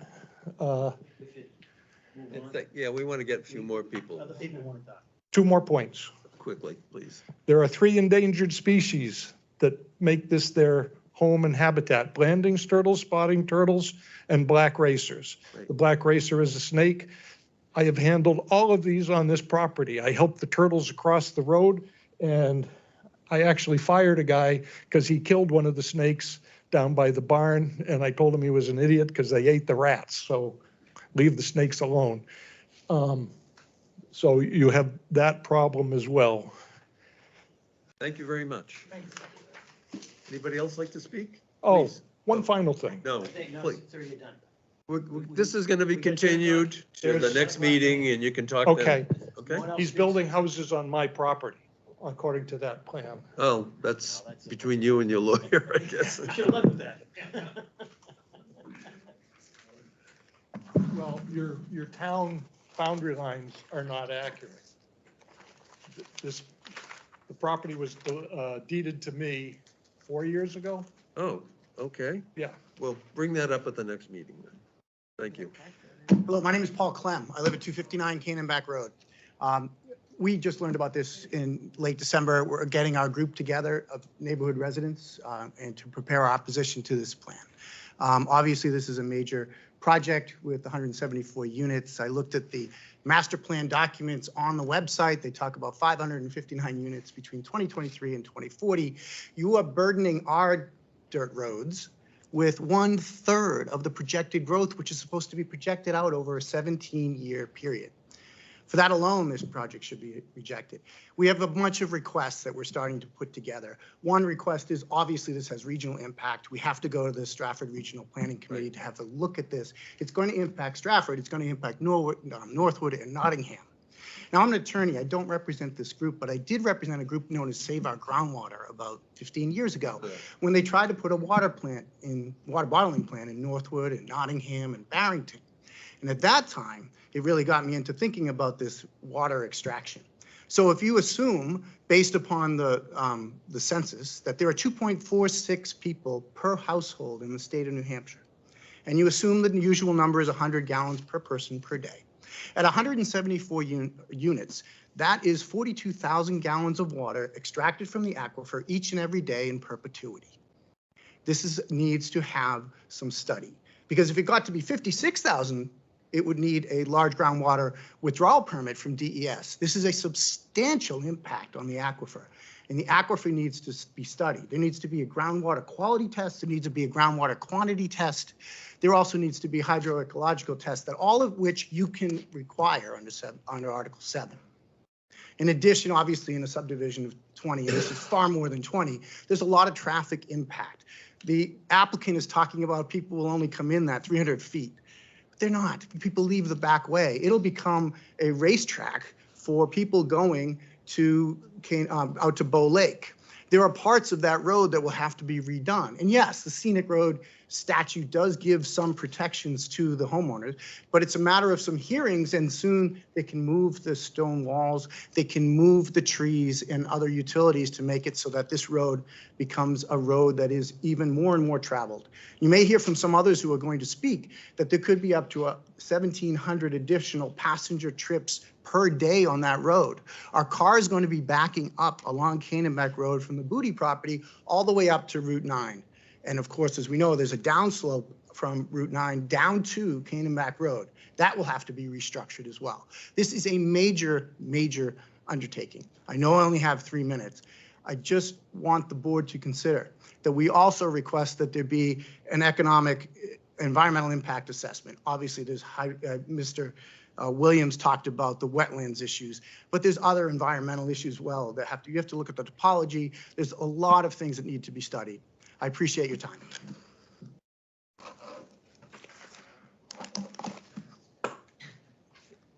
Anybody else like to speak? Please come forward.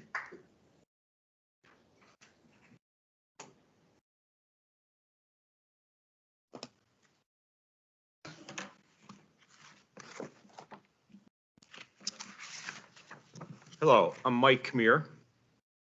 My wife Susan and I live at number 237 Cannonback Road. Susan is in the back of the room. Her maiden name is Booty. She's part of the Booty family, which has lived for 10 generations on their farm directly across from the proposed development site. I'd like to speak to you about Cannonback and Old Settlers Roads. Susan and her brother Phil's father, Ralph Booty, was part of a group in the late 1980s that decided to preserve this part of Barrington to keep alive some of the heritage and the antiquity of our town. As most of you probably know, the Booty Farm remains a working farm, and the Coop Farm was also a working farm until Roger Williams was unable to keep that going. Today, as you drive along Cannonback and Old Settlers roads, you can still get a sense of what life was like years ago in the town. Mr. Booty and those that worked together with him to get Canaan-Back and Old Settlers roads designated as scenic roads made a decision at that time to preserve this part of the town. This decision made many years ago should be respected now, in this day, to keep their vision of this preservation alive. Mr. Kemp's project will change all of that. There will no longer be a sense of days gone by and what it was like. There will be nothing scenic left.